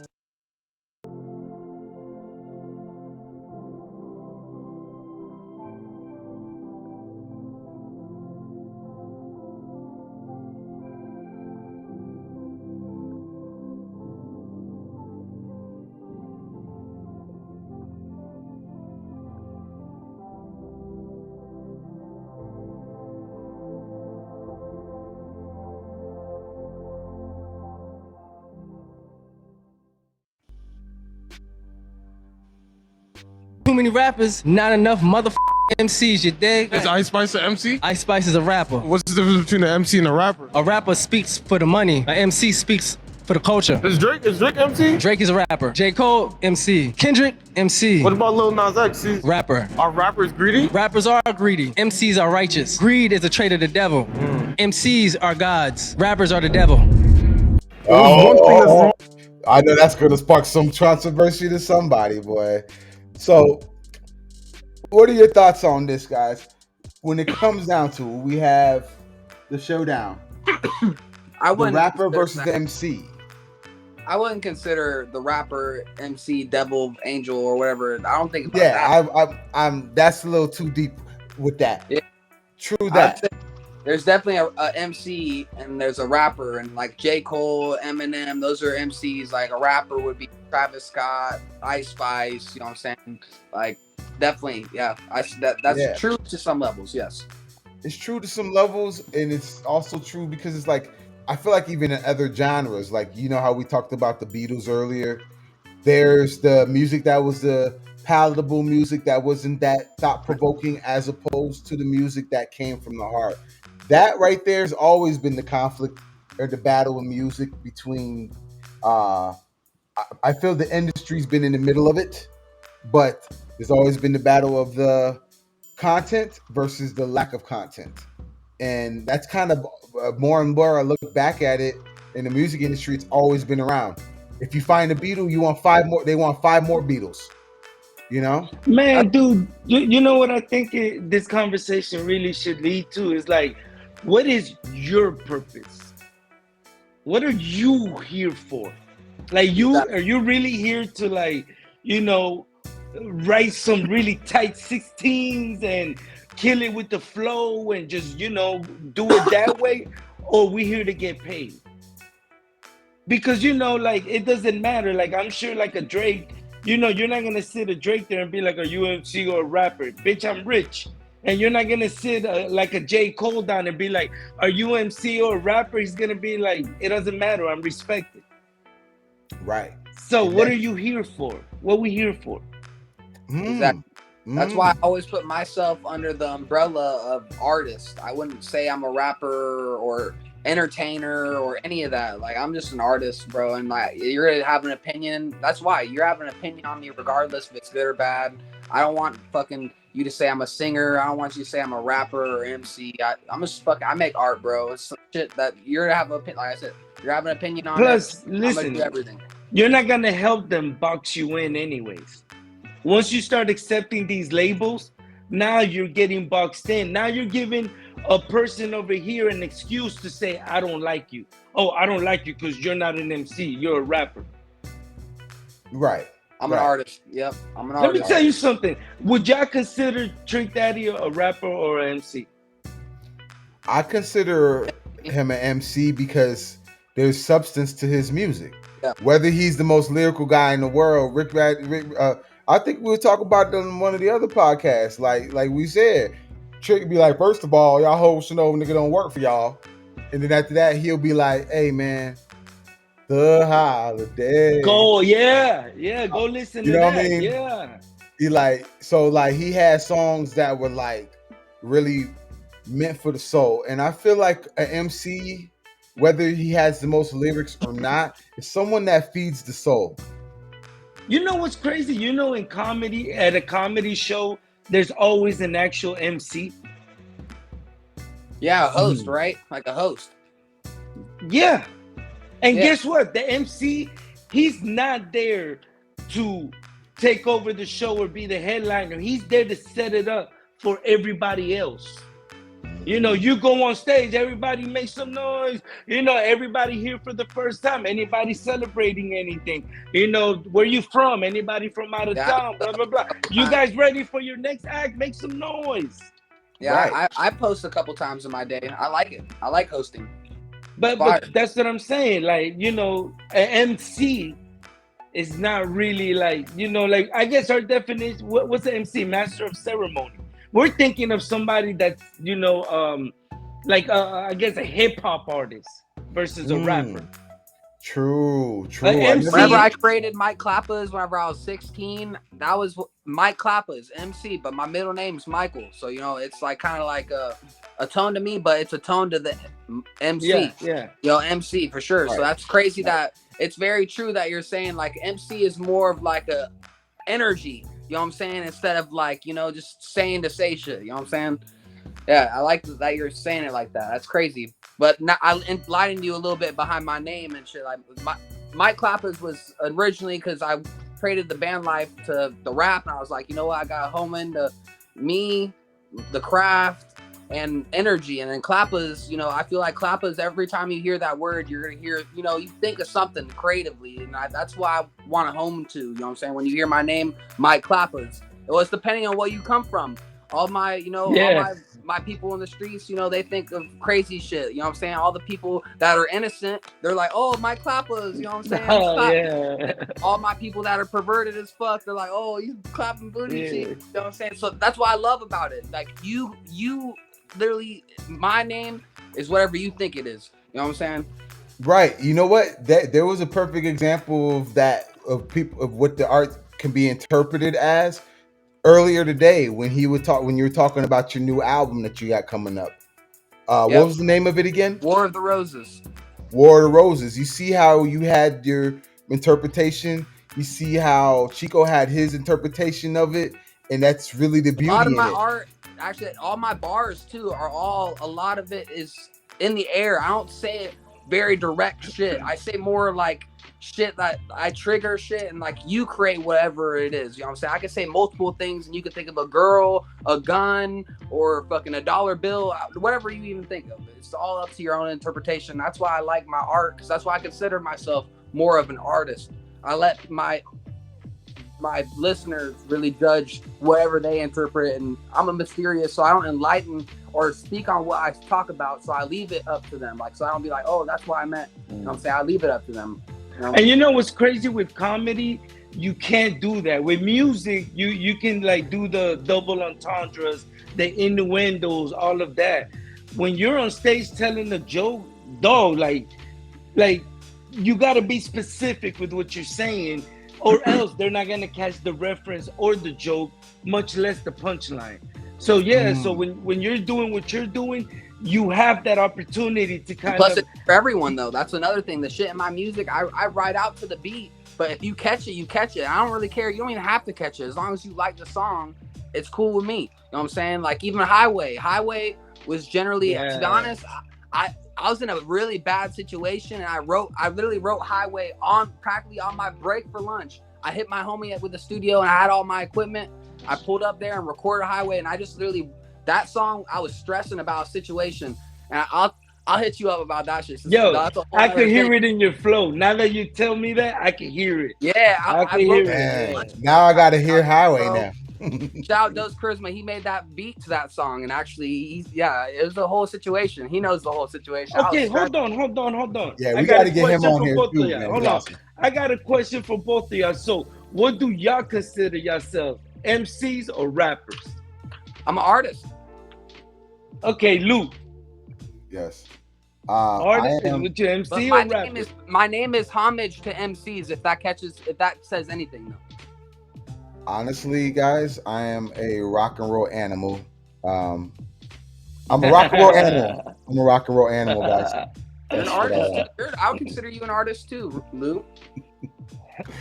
I guess, man. Like at the end of the The day, top of the umbrella. It's the very top of the umbrella. You know what I'm saying?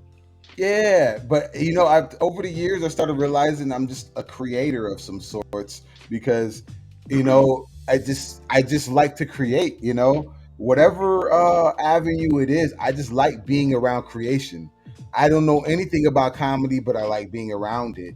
I like, you know, I'll see somebody working on their fucking car. I don't want to fucking work on the car, but shit. The fact that you love working on cars and that's just the shit you can break down and tell every part about it. I just love hearing people talk about what they love to do. Yeah, passion is contagious, man. Yeah, Like no, laughter is contagious. it is, man. Yeah. That's kind of what started this whole channel and everything was based off of that. It's just like I've talked to so many people and had good conversations. You know me, I'm not the most. I'm a controversial person only because I wear my heart on my sleeve, and some people are not ready for that. But you know what? The people that were let me know. They didn't let me know on social media. They let me know in real life, and that's all that really fucking matters. You get what I'm saying? So, um, you know, it's definitely interesting thing. Passion is an interesting thing, and stories, man. Like my buddy told me that he's like, man, a very valuable thing to him is stories, and the stories that people are willing to share with you about themselves and the lessons that you learn from it. And I could go on forever with that, and it's just one of those things that keeps you going. There's a bunch of negative things in the world already, and having things like that, it just keeps you going. Because if I was to watch the news, man, I'd be a depressed motherfucker, man. You know what I'm saying? Hey, Real you talk. just be another rapper at this point. Yeah, I hate Yeah. watching news too, bro. The news is very depressing. It's super depressing, and it's like that for a reason. There's no balance in it. Just like hip hop, there's not the balance. Hip hop has always been party, but the fact of the matter between then and now is the balance of the two. There's always been a bit of thoughtfulness, and then there's always been the party, but it But can't be party. That's like life in general can't always be party. see, look, I got to challenge you on that because, you know, I'm over 4 decades in on this life. When I was growing up, you really didn't have a choice. You turned on the radio, whatever was playing, that's what you're listening to, unless you had a CD or a tape. Nowadays, man, you could tune into whatever you want, man. Like, you don't have to be Yeah. stuck in one zone. Yeah, That's true. who listens to the radio nowadays? Who listens to Nobody. terrestrial radio? Not me. Everybody, mean, everybody I'm not gonna speak listens for to what everyone. they want to listen to. Right. And I'm glad you brought that up because that's what it shows. It shows that there's so many different lanes and options out here. Like I've had conversations with some friends of mine and they'd be like, I don't like this, I don't like that. And I'm like, Yeah, I know it people don't that matter like what you the like because there's somebody out there that likes it. Point blank. There's somebody out here that likes freaking William Hung. You ever heard of that guy sing? That Chinese guy? She bang, she bang, she bang. Yeah, There's somebody out there that likes that shit. yeah. Who am I to tell William Hung? like Man, 6'4", William 5" Hung hard. richer than me, or maybe, or more famous than me at least. So it's like at the end of the day, it's like what people like. They like what they like. If I don't give a fuck about seeing Riverdance to the Blue Man Group, but there's people that do. I don't give a fuck about seeing Nah, I would see Celine Dion live. Fuck that. That bitch. Yeah, for real. Yeah. You tripping now? I'm like, nah, never mind. Let me take that one back. You doing some rapper shit now, man. Nah, but yeah, man. I think that conversation is outdated, dude. That conversation of MC rapper. Because think about this, right? Some of the MCs I grew up MCs, like Mos Def, Talib Kweli. I'm trying to think who else was in that lane. Like all those dudes that were in that lane, bro, look where they're at now, bro. Now they're into fashion, they're into money, they're into this, they're into that. Everybody's headed to the money. So Right. does it matter, this whole MC rapper thing? Right. Or maybe on a deeper level, Chico, everybody's heading to their purpose. Some people start with the music. Some people start with the no, because some people start with the music and then they become a whole nother thing. You know what I mean? Like look at somebody like Harry Belafonte or something. Started with the music, but then started doing other things. That the music was the thing that started, was the beginning of his journey. Then the humanitarianism became another part of his journey. You know what I mean? Yeah. It becomes like a stepping stone to something else, but Something else. that Like, has to be within you already, though. that's what I'm saying. Not only if it's within you. I'm not talking about. We're not talking about the get to the bad guys, because to get to the bad guys, they'll do whatever. It could be to selling crack. It could be No, anything. hold on, but to get to the bag. everybody's listen. Let's not get this misconstrued. Everybody's trying to get to the bag, man. I don't care who you are. Everybody's trying to get to the bag. Let's be real. Let's stop with the hypocrisy. That's what I'm saying. The whole MC rapper thing is trying to make it seem like somebody's being more moral or ethical, or they're doing the right thing. Bro, they're trying to get the bag too. They're gonna use that to get money from you. Hey, don't give them the money. Give me the money because I just deserve it because I'm an MC. Right. They're gonna go listen. They're gonna go blow that shit at the Dominican Republic too, and get a BBL while they're at it. Right. That's true. That's true. Come on, dog. Let's stop playing this shit. No, but it's these cool. games, It's man. cool.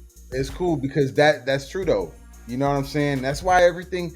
That's cool. That's why I'm glad that you brought these other aspects, because it's never like this. Like I say about the show, nothing's absolute, man.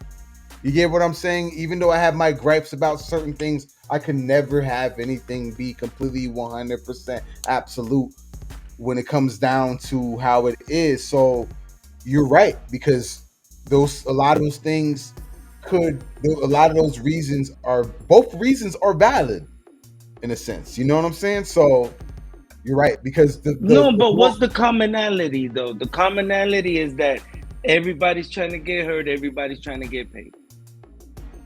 True. That's the commonality. Once we get there, watch, the argument just goes away. Because now everybody's looking around and going, I know how we get to the money. Right. Let's get to the bag. Let's stop with the bullshit. And that's what that's what I tell a lot of artists. Like, listen, man, like when even when working with Ghost, you know, we're gonna create a commercially viable product. Mm-hmm. We ain't here to be, you know, the small bags. You want the big bag. Yeah. We're gonna think big so we can get big. Right. Let's stop playing with this shit. Once we get on that plan, and now, to put it in perspective, it's like the fucking the saying, like the shark in the fish tank. You're only gonna get as big as the bowl that you're in, or the tank you're in. You know what I'm saying? The bigger sharks are in bigger tanks. You want to start off in a big ass fucking tank. Right. Lou, you said something about absolute truth, right? That you said that there's no absolute truth. Not necessarily absolute truth. That when it comes to many things, there's a lot of aspects that there's always more than one side to the thing. That's like, you know what I mean? Like some of these things, I was very thinking like, that's very adamant, and you brought us a point to it that I may have not looked at. That it's very, very valid as what I might have thought to be valid. No, listen, the reason I bring that up is because, you know, I got a philosophy major, and Plato has a philosophy called true form. Everything has a true form. Think about this, a chair.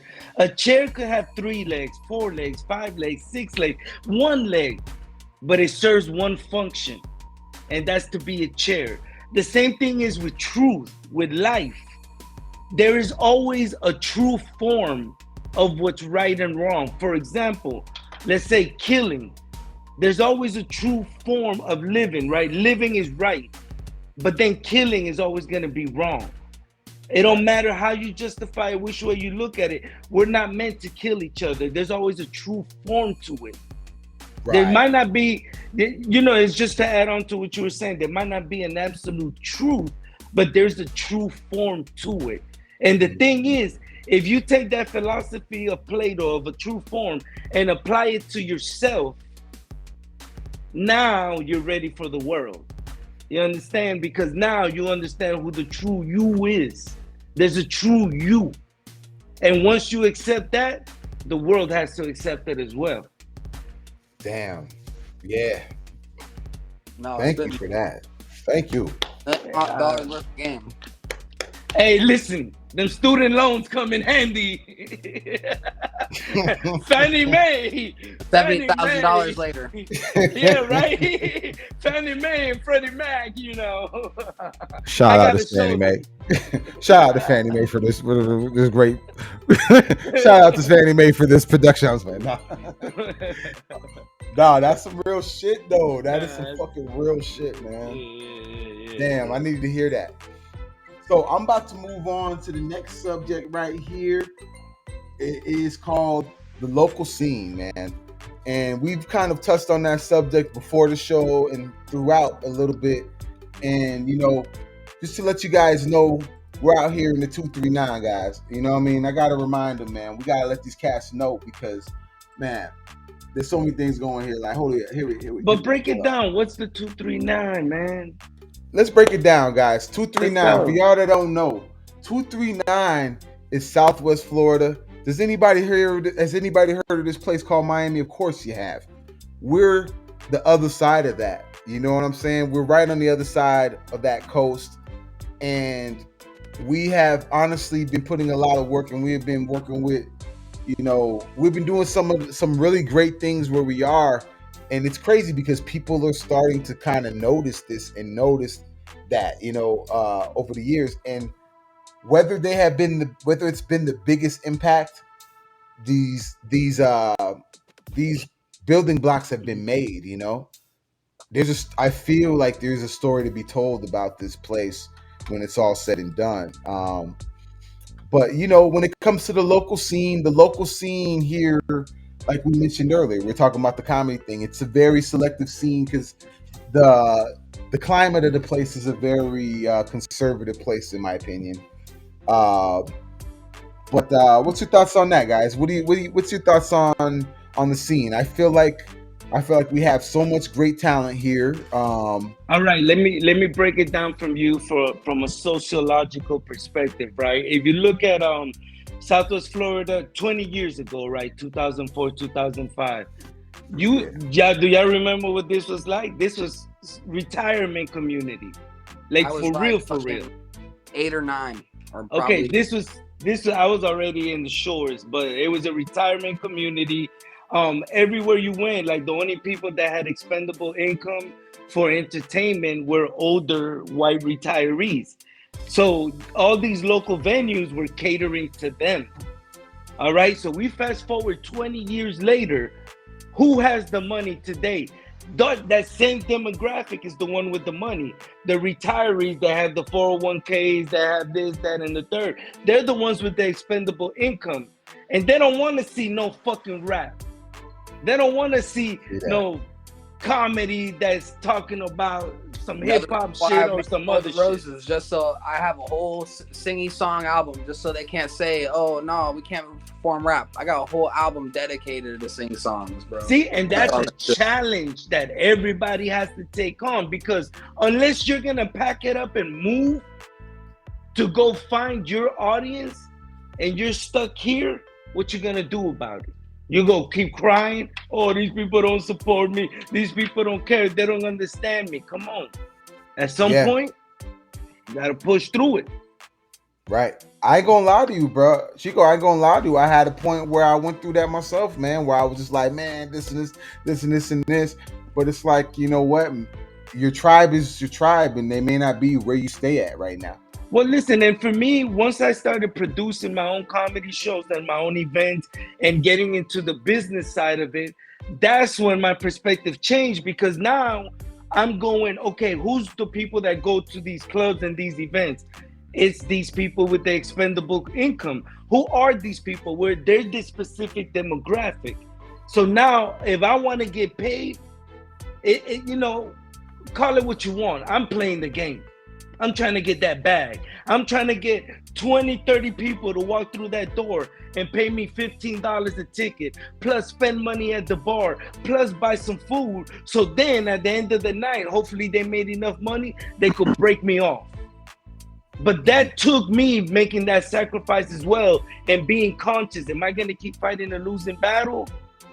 Or am I just gonna go get this bread? Yeah, you gotta flow with the stream. You can't fight it. But at the same time, I never compromise myself. Straight up. Boom, boom. That's what matters to me. You get what I'm saying? Because you know what? You get there. Yeah, but the integrity, man, that's the thing. That's like, you know how we're talking about the thing with Cat Williams? Cat Williams pointed out in that interview, he's like, because you gotta understand, once he got blackballed, he did get blackballed by Weinstein. He specifically said Weinstein was the one that blackballed him because he would not do what that sexual act that he was talking about. So Cat Williams said, fuck that. I'm going to pack it up and do it my way, build it my way, and it comes full circle. It may have took him a little bit longer, but he got there, and he pointed out the fact he had all these Netflix specials, and he did it himself. All these tours, sold out shows, he did it himself. We may have not seen Cat Williams in the eyes of the guys who control everything, but the people chose Cat Williams and kept with it. So as long as you got, and that's the great thing about this day and age, she goes that once you have the people, you have your people. It's not like how you were saying back in your day where there was only a limited avenue. So it's a bigger fighting chance now for you to be able to find your crowd. Like you said, no one listens to the radio anymore. Like literally, people are on Spotify all day or Apple Music all day at work. But here's what's fucking crazy, y'all. This demographic in 239 that really spends money and can get it, and if we play it right, we can get that bag. They're listening to NPR. Yeah, they're listening to whatever radio station it is. I don't know no more. Mm-hmm. But they're tuned into that. And the thing is, you can't overlook that. Like, if we really want to make waves, we got to also understand, you know, the political climate, the social climate, the economics. Yeah. Where's the money at? Look, you know, do y'all understand that money's leaving, right? Y'all see what they're doing in Babcock Ranch? They're building their own out there. They ain't trying to hear this shit no more. They're trying to get away from it. Once that money leaves, man, dog, I don't know how we gonna do it. How? It's crazy. You need that capital to be able to fund these events. You know, like I'm trying to put an event together right now. You know, I already got the venue. You know, I got the comics already booked. But then, you know, like I'm thinking of my overhead. It's already gonna cost me $150 to book the venue for 2 hours to put on the show. You know, I might spend another $200-300 on promo and marketing. And then, you know, right now the comics I got, they're all local, they're all pretty good. So, you know, I don't have to pay them because I'm giving them an opportunity to get in front of an actual crowd because we don't got opportunities here. So now, here's where the business kicks in. Who am I gonna book to attract that demographic and bring that money in? Right. What the fuck does it matter if I book a show and 5 people show up? Right. The fuck does it matter? On the artist level, it could be fulfilling, but on the capital and maintaining the ship boat or maintaining everything, it's not feasible. You may have something really, really great, but if it's not able to sustain itself, I totally get what you mean by that. You know, so then you got to take off the artist cap and put on that business cap on. This the business cap right here. Yeah, there you go. That's the business cap. Yeah, and I had to pick that up because if it was up to me, I don't want to host a goddamn show. I don't want to make clothes. I kind of like making clothes, but I don't want to do all that shit. I want to just make music, but it's the day and age. I can't just do that. I gotta think that way. But How it's you gonna cool though sustain because it? I could still do the things that I love to do, but I still have to think about how I'm gonna put food in my mouth, you know? And that's what it comes down to. That's why I love music and I love arts, because no matter what I'm doing, that's something you can't take away from me. Whether I make money from it, cool or not, but it's something that you can't take away from me. That's why it's like, cool, whatever.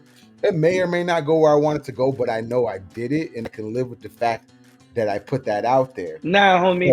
So I want you to think differently. I want y'all to think, if I'm gonna put in the effort to do this, I'm Nah, here to succeed. oh yeah, no, for sure. I'm not here to play games with y'all or with me because we're wasting our time and resources. You know, we're not gonna downplay this like, oh, I don't care, you know, it's cool, it's Yeah, no, whatever. actually, We one of ain't the gonna reasons do that. I formed my label, because all these boys, I got two other people in my deal, but we're all this like-minded individuals. You know, we all got that. We're not on 6 years. We got 7 years. You know what I'm saying? We work the day to day, and when we come home, we're like, oh, what can we do? We already got probably like 6 albums planned out for the rest of the year. Probably more at the end of the year. But I'm already, I think, because War of the Roses is pretty much done. I'm already on my second album that is not dropped yet. You know what I'm saying? I don't want to release the name of it yet, but it's already and visualized and everything like that. I'm going a more West Coast style with it, but that's all I'm gonna speak on that. No, But but hold on. Let's not miss the point, because you just kind of alluded to it earlier when you said, even with the name of that record, War of the Roses, you're already thinking bigger audience. You know, you're not calling it, you know, gats, bitches, and blunts. You know what I'm yeah, saying? Like, you ain't doing that. you know what? Fuck it. I'll even my next album after War of the Roses. War of the Roses is pretty much done, but my next album is gonna be called Mamba Mike. It's gonna be a tribute to Kobe Bryant and his mentality of coming in and always working, and you know, his work ethic and shit like that. It's just a salute to him, and I'm gonna kind of have like a dark West Coast style with that album. But my next album, cool. the next album after War of the Roses, I'm gonna be fucking going at a different style that I don't do West Coast style beats or anything like that. But I'm a, you know, if you're gonna be having a Mamba Mike fucking album, you got to fucking put up West Coast style beats. yeah, you know, it's crazy you say that, because it's like, you know, from seeing you, you are definitely relentless. Every time I've seen you out here, you're, you know what I'm saying, very, very focused, very laser focused with what you're doing.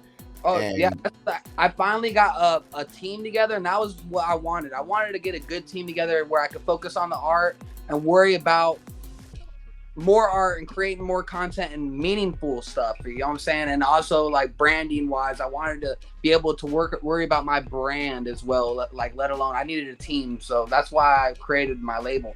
You know what I'm saying? that's good, because, you know, from all the times that I've done shows with you and been in places like that, you're definitely a man of the people, and it's not Oh, I always on it's the not no crowd. fake I'll be on shit. everyone. It's not no fake shit.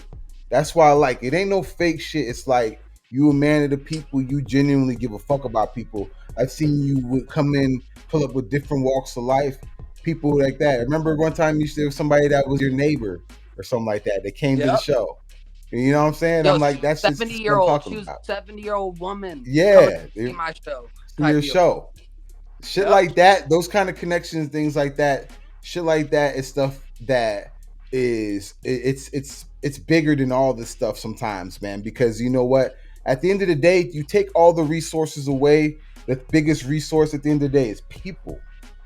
That never goes away, you know? So it's I cool try to to make see this that. art, man. I'm trying to make timeless art where everyone can relate. I'm not trying to make music for 15-year-olds. I'm trying to make music for everybody, or like even like just bouncy stuff where like you might not even know what I'm saying, but it's just something that can resonate, the flow and everything. And also, if you do understand, I'm spitting on a whole different mind frame and mindset as a lot of different people, and that's what kind of stands me out with everybody else. And I talk about what's vulnerable with me, and that's another thing. I talk about my vulnerabilities and shit, and that's another topic that, you know, I don't, you know, I be sharing with people.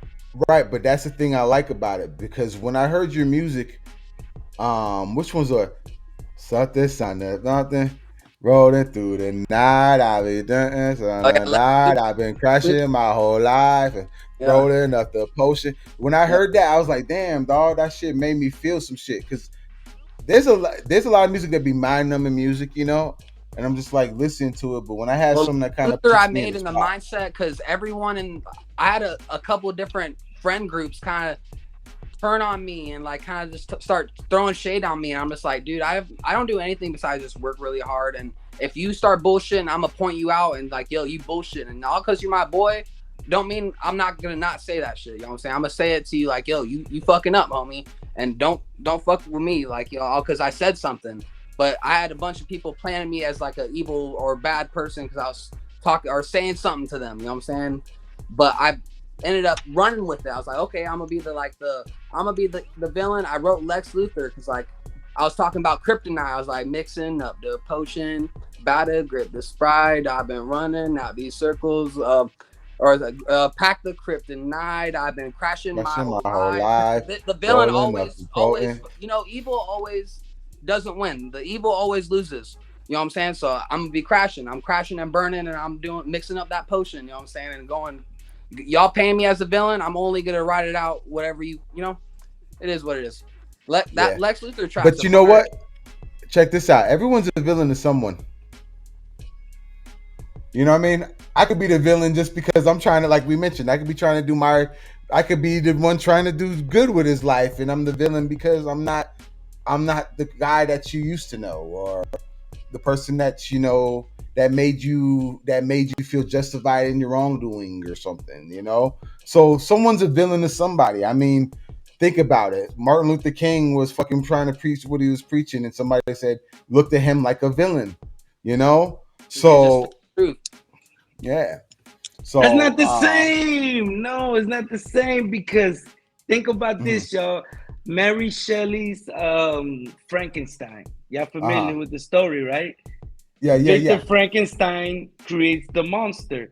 The monster, if you read the story at first, he's loving, he's caring, he wants to be accepted. But then people get scared of him because he looks ugly, because of his appearance. So then, he runs away. And what does the monster do when he realizes people are trying to kill him?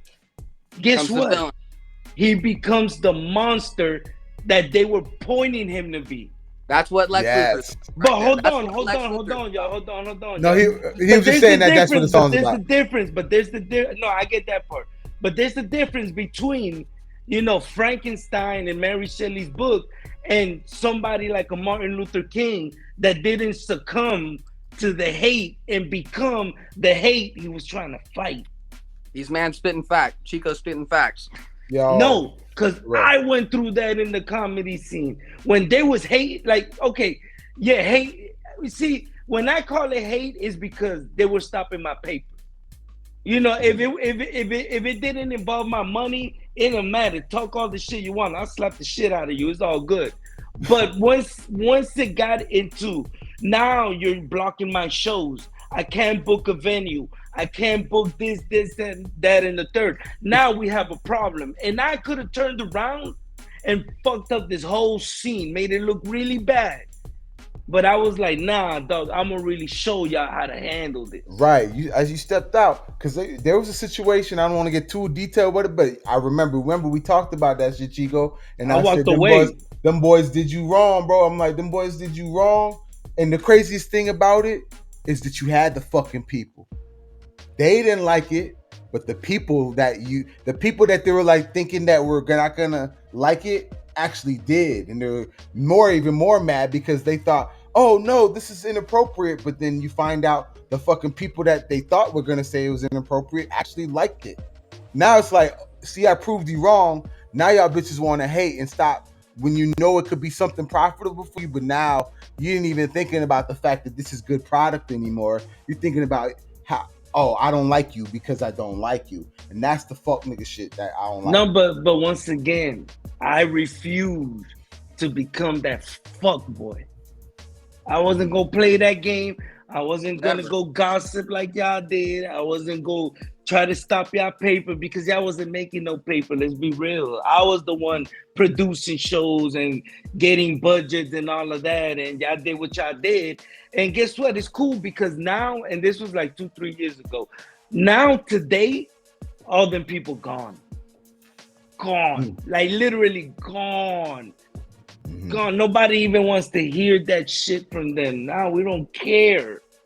But then again, listen, but that's what I used to tell people about this, about this local scene. Like, dude, we're all trying to make it. Stop trying to act like you bigger than the next one, though. We're all stuck in this shit. I'm telling you. We're stuck in this shit. Why do you think the more we stick together, the more powerful we are, bro? And like that's why I fucks with Luke, because Luke is one of the only people that really is genuine when they fucking when they stick around. Me and Luke are the last people at the shows all the time. Luke, how many times have me and you been the last?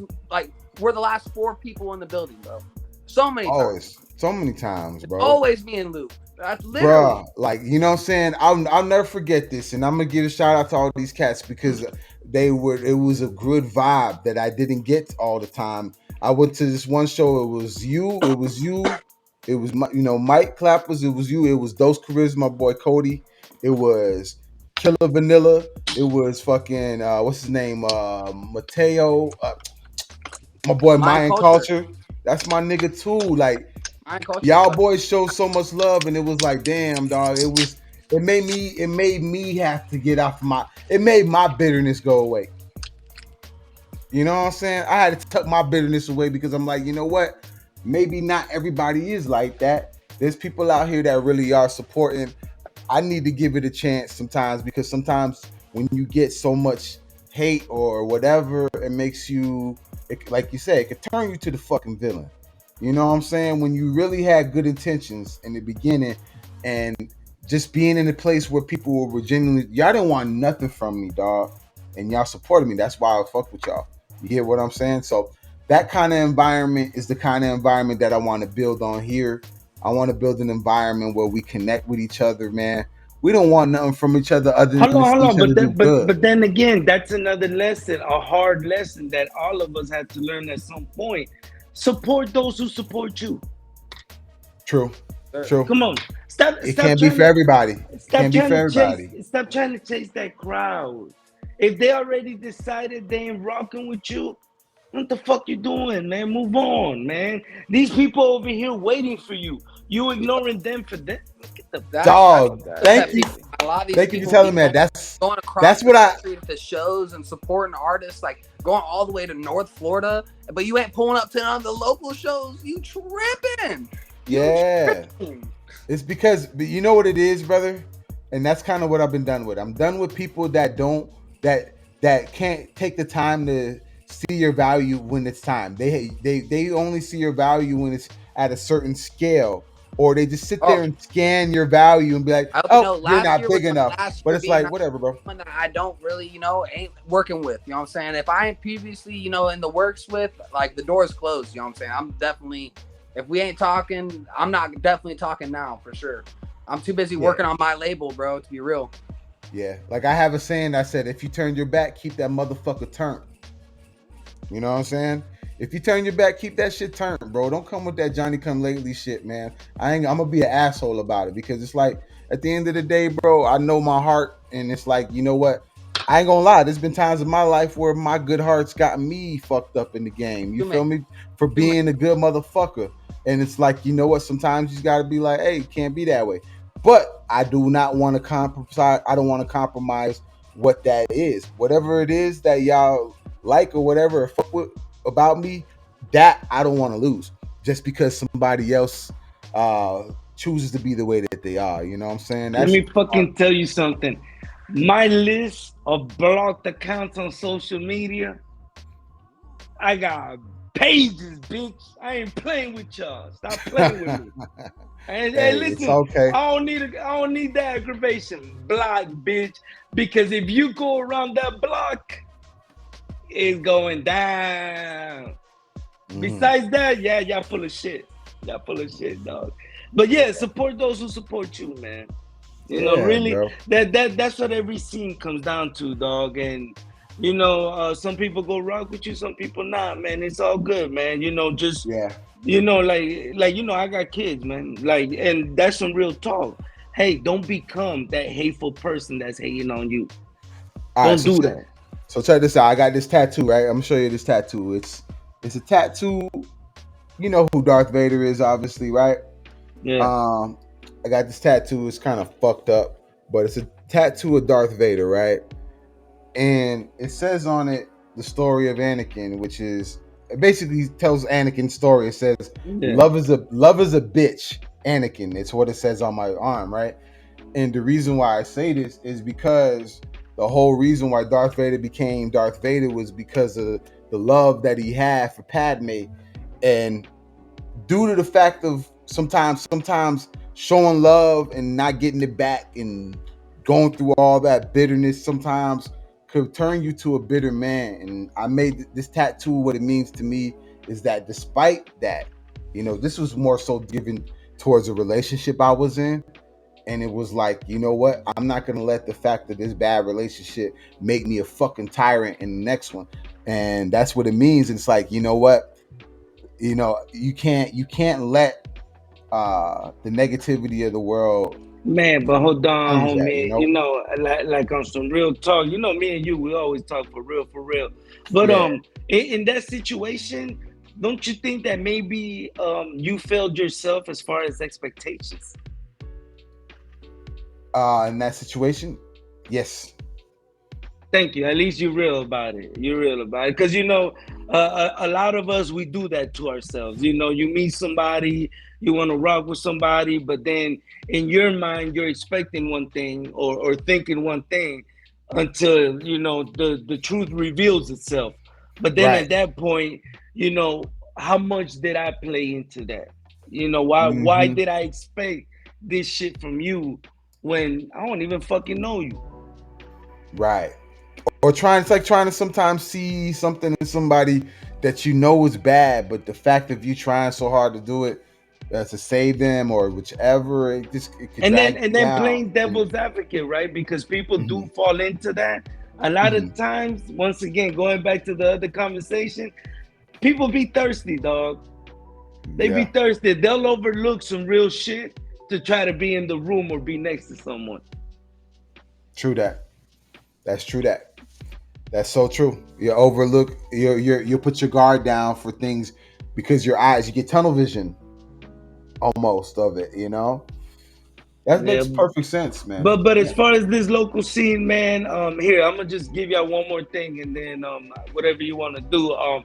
Think about talking about 239, the local scene, right? If you look at Florida, the whole East Coast from Miami all the way to Daytona built up.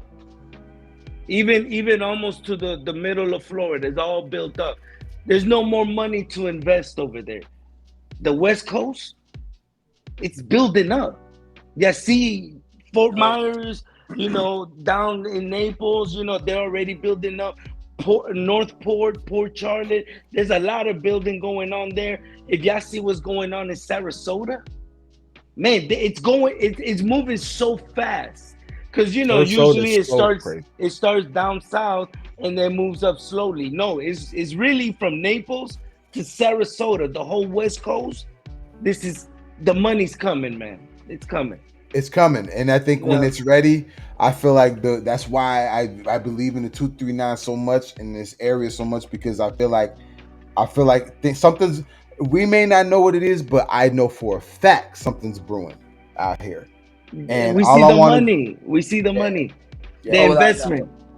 The investment. You know, and not only that, as this community grows, it's gonna diversify even more. So what y'all doing, you know, what I'm doing with the comedy thing, you know, we're gonna be ready for it. That's what I'm saying. exactly. Be Just ready be for it. ready. I'm Once locking in content after content after content right now. I'm pumped. Yeah. That way, Yeah. when those people come in and they're looking to hold on to something local, you're there, you're ready. You know, hey, look, we're here. We've been here for years. We've been putting in work. We're gonna show you good quality. We invest in ourselves, invest in us. Right. But You know yeah, what I'm saying? Yeah, definitely. That is what I'm talking about, man. That's cool. I like that conversation right Hey, there. I got a political science degree too, bitch. Fannie Mae and Freddie Mac. Hey, they deep in my pockets, baby. Yeah, Boy, I'm gonna mess around and call you like a fucking lifeline on this podcast. I'm be like, hey, my name, I got my all I name with hear is the Georgia, political science degree. Georgia, Chico, Georgia. jump in this thing real quick and regulate, please. What is the flat Earth? Come regulate. This motherfucker acting all stupid right here. I don't know my name. Please. Hey, my boy got a political science major. I'm gonna call it that right now, man. I'm gonna fuck you up with these words. No, He gonna fuck you up in this debate. Before you do that, check their resume. Don't embarrass them, dog. Check their resume. Oh, bitch, I'm gonna hit him with the resume. Then first, I'm gonna hit him with the resume first. Oh shit, for real. I'm like, man. hey, my boy gonna learn you and he gonna clown your ass too. Man, 2 degrees, cum laude honors. Like, we did this. All right, guys. So I wanted to show a little bit of some music here. So I'm gonna go to a break and we're gonna show Mike Clapper's new single. All right, man. So I want you guys to get ready for this here. You know what I mean? Oh, yeah. All right. So here we go. You know where we at? You know what I'm saying? 239. Here we go, guys. So we're about to come back with this here, man. I'm gonna take a quick little commercial break. I'm gonna show you guys the brand real quick so we can kind of get things going. So lock it in with us, the Loot brand. To express yourself in style, introducing the Loot Apparel and Music, the ultimate fusion of hip-hop and rock and roll cultures from around the world. Step into our world and discover a collection that speaks volumes, celebrating the music and fashion that moves us all. Whether you're a trendsetter or a rebel, the Loot has got you covered. From bold graphic tees and dress shirts to sleek women's wear, we've got the perfect attire to amplify your individuality. Because at the Loot, we believe in embracing the power of music. We unite the rhythms of hip-hop and rock, transcending borders and inspiring a global community of passionate souls. And here's the best part. Join our email list today and receive an exclusive 20% off your purchase, allowing you to rock the beat of your own drum without breaking the bank. So don't wait any longer. Dive into the Loot's extraordinary collection and unlock the harmonious blend of hip-hop and rock in your wardrobe. No matter what country around the world you're from, we've got you covered.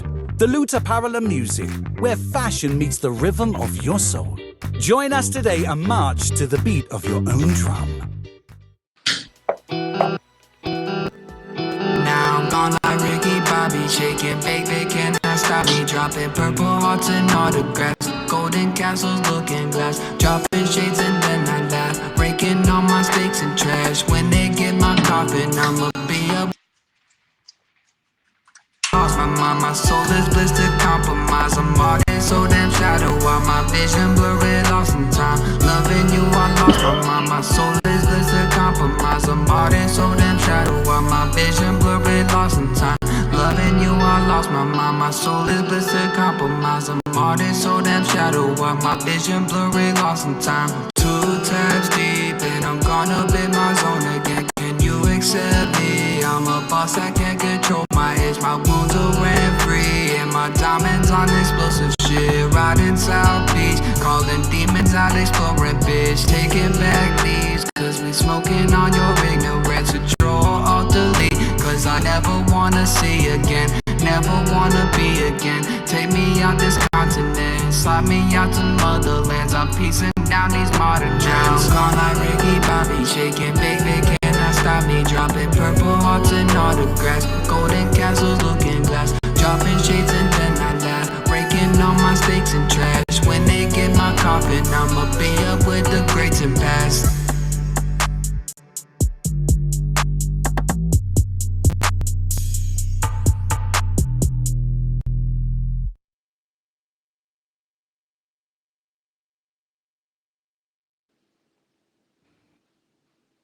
Thank you guys for that.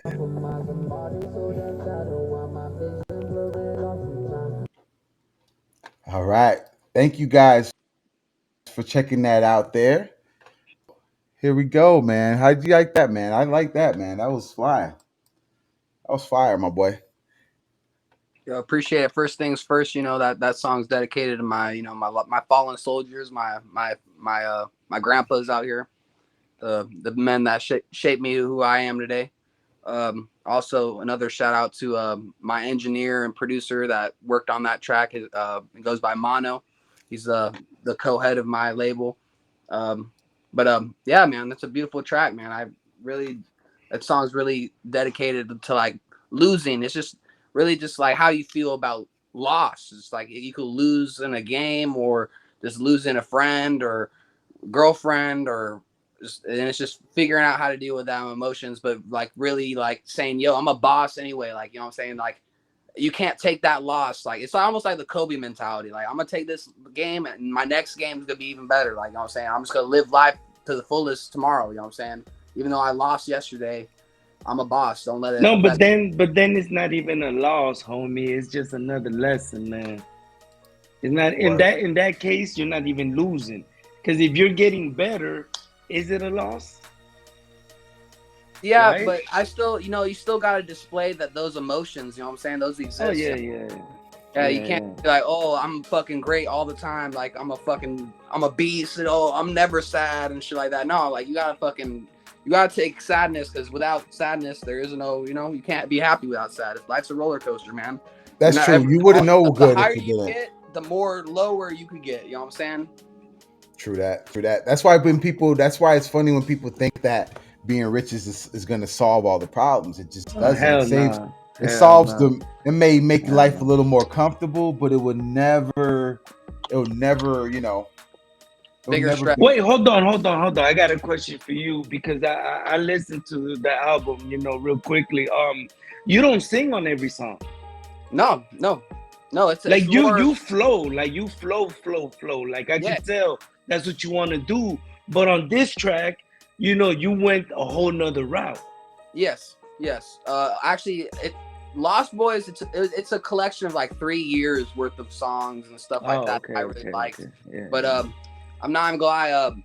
I took a couple different, because I've been singing for like 2-3 years now, like comfortably. But I want to be able to perform the stuff that I record. You know what I'm saying? Anything that I record, I want to be able to at least hit the notes whenever I'm performing live and shit like that. And so I finally found the medium where I can perform the art and, perform. And some of the songs, like the song of fucking Lex Luthor, I sing on Lex Luthor too, but that has no auto-tune on that song. That's just my actual voice. You know what I'm saying? Like, I'm not gonna like, I use auto-tune, yes, but like not for every track. It's all according if it needs it. You know what I'm saying? I'm not like out here fucking trying to do something I can't. But like Lex Luthor's a beautiful track, like saying that like, yo, it's my real voice. But like this, obviously, that you've seen had auto-tune. My next album has a little like the more auto-tune and singing. It's more alternative music. At the end of the day, my album is more like this style, the diamonds on my chest. Okay. That's what I was gonna ask you. Do you see yourself doing that more? Yes and no. You know what I'm saying? I prefer the energetic rap shit, just because I know that I want the crowd to fucking get jumpy with me, because I don't want to be the only one in the room hopping and jumping. You know what I'm saying? I want, because all the I could do that. You know what I'm saying? But I could write in that style, and I could do that, and I kind of didn't want. I wanted to get out of the box, because you know what I'm saying. Like you said, this where to make money in this town, you got to get uncomfortable sometimes. You know what I'm saying? And that's why I'm working on this album that's more marketable, where I could go to a venue and be like, yo, I want you to book me. They're gonna listen to my shit and be like, oh no, we don't do rappers. Well, I got this whole album dedicated to this type of music that we could play in your venue. There's only a couple of cuss words. You know what I'm saying? Like PG-13, you know what I'm saying? Whatever. But yeah. But I'm trying to make it work. Do you think that you trying to approach it that way is more challenging? No, because I came from. You got to remember where I come from. I came from band life. You know what I'm saying?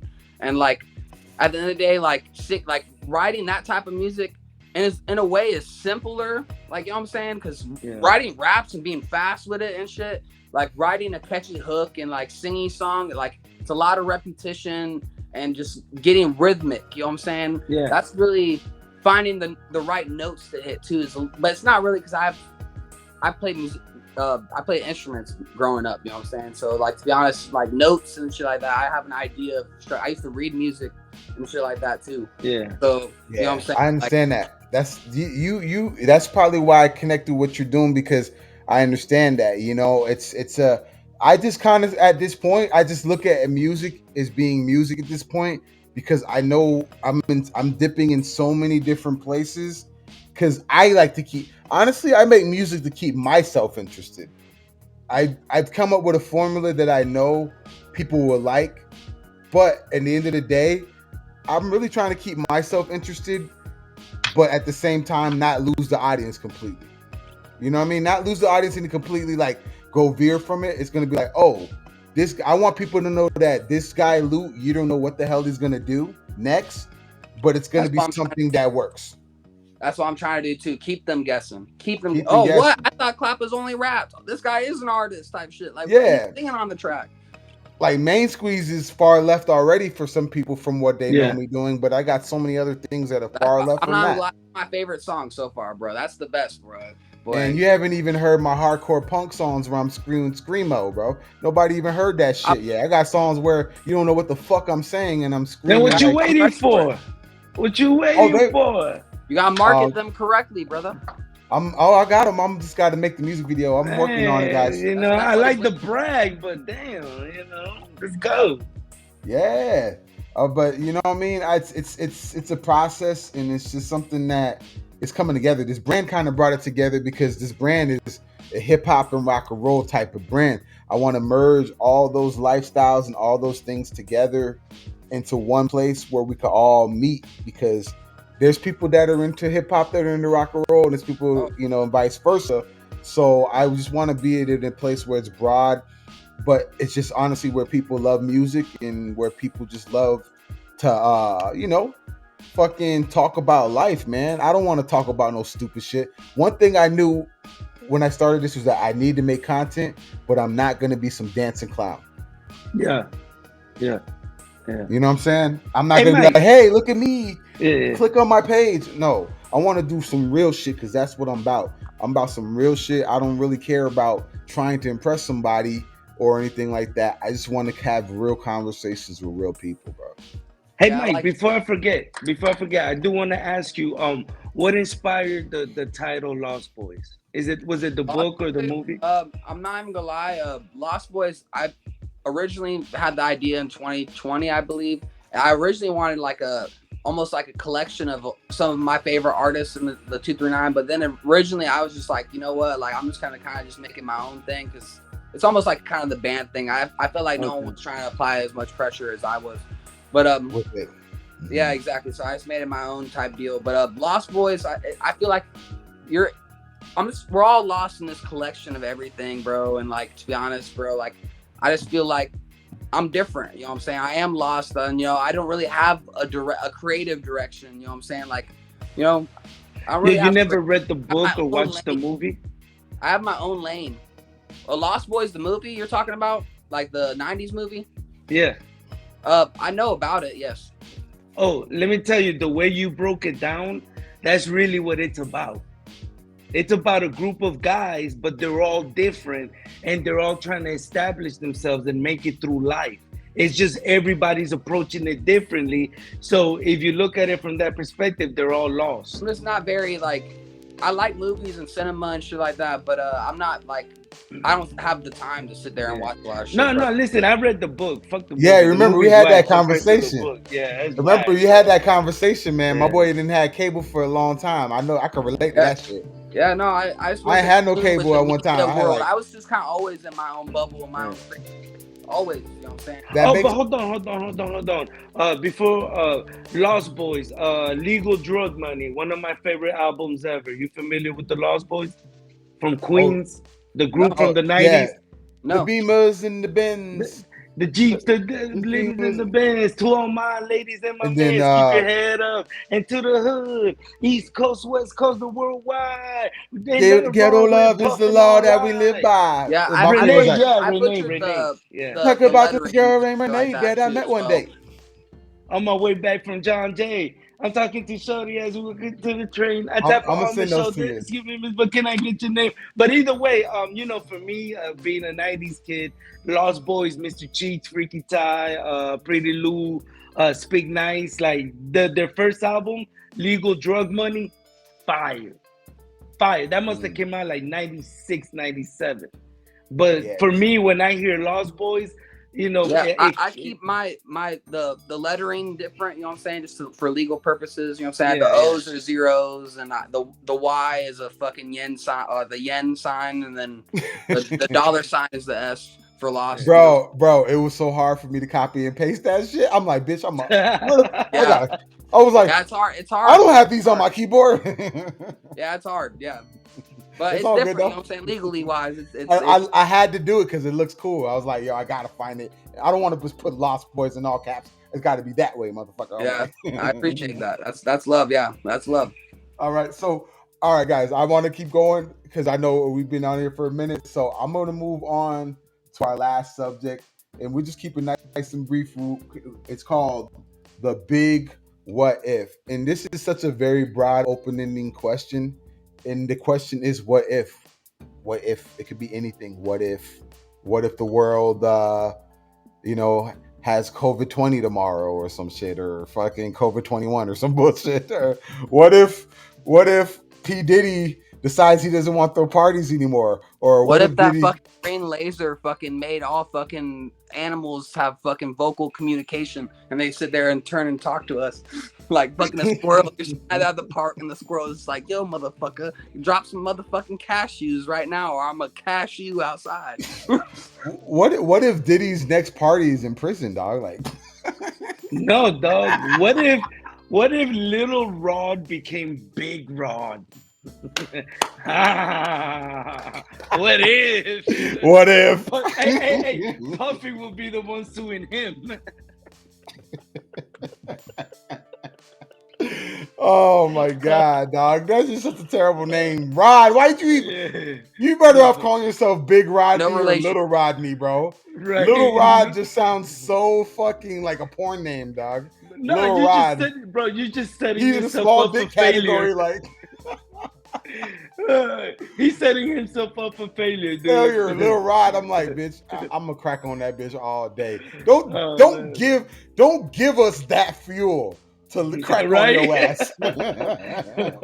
Like, you don't know who you're around, like, yeah, bro. remember Little Puffy Rod. went think about this. Puffy went from Biggie to Little Rod. I did not read. Oh shit, dog. But for real though, dog, like, man, yeah, man, the what ifs, dog. All right, so we chopped it up a little bit about that, man. I'm gonna get to this last part right here, which I call the plug, and we all know what we got going here. I got my boy Chico in the building. I want to promote his page here. He has his YouTube channel for his entertainment company, or for the productions, and he has podcasts. He has podcasts with Cuban Link. He got podcasts with some really dope people. I want you guys to check it out. AOK Productions, guys. Hit that QR code and you'll be able to find my boy there, man. And you know what I mean? You already know he's gonna make you laugh your ass off, and he's gonna have that real fucking conversation. Are you on TikTok too, my brother? Have. TikTok? Yeah, I be on TikTok. Yeah, I don't have a TikTok personally, but you gotta plug them in.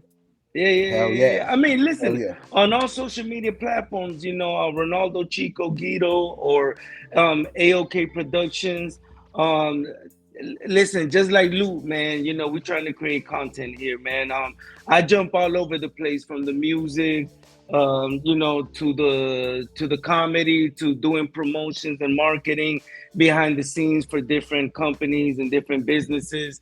But it's all about being a hustler, dog. Like, we gotta get to the bag, man. That's all it is, one way or another. Plus, as entrepreneurs, nowadays, like promo and marketing, it has to be part of your toolkit.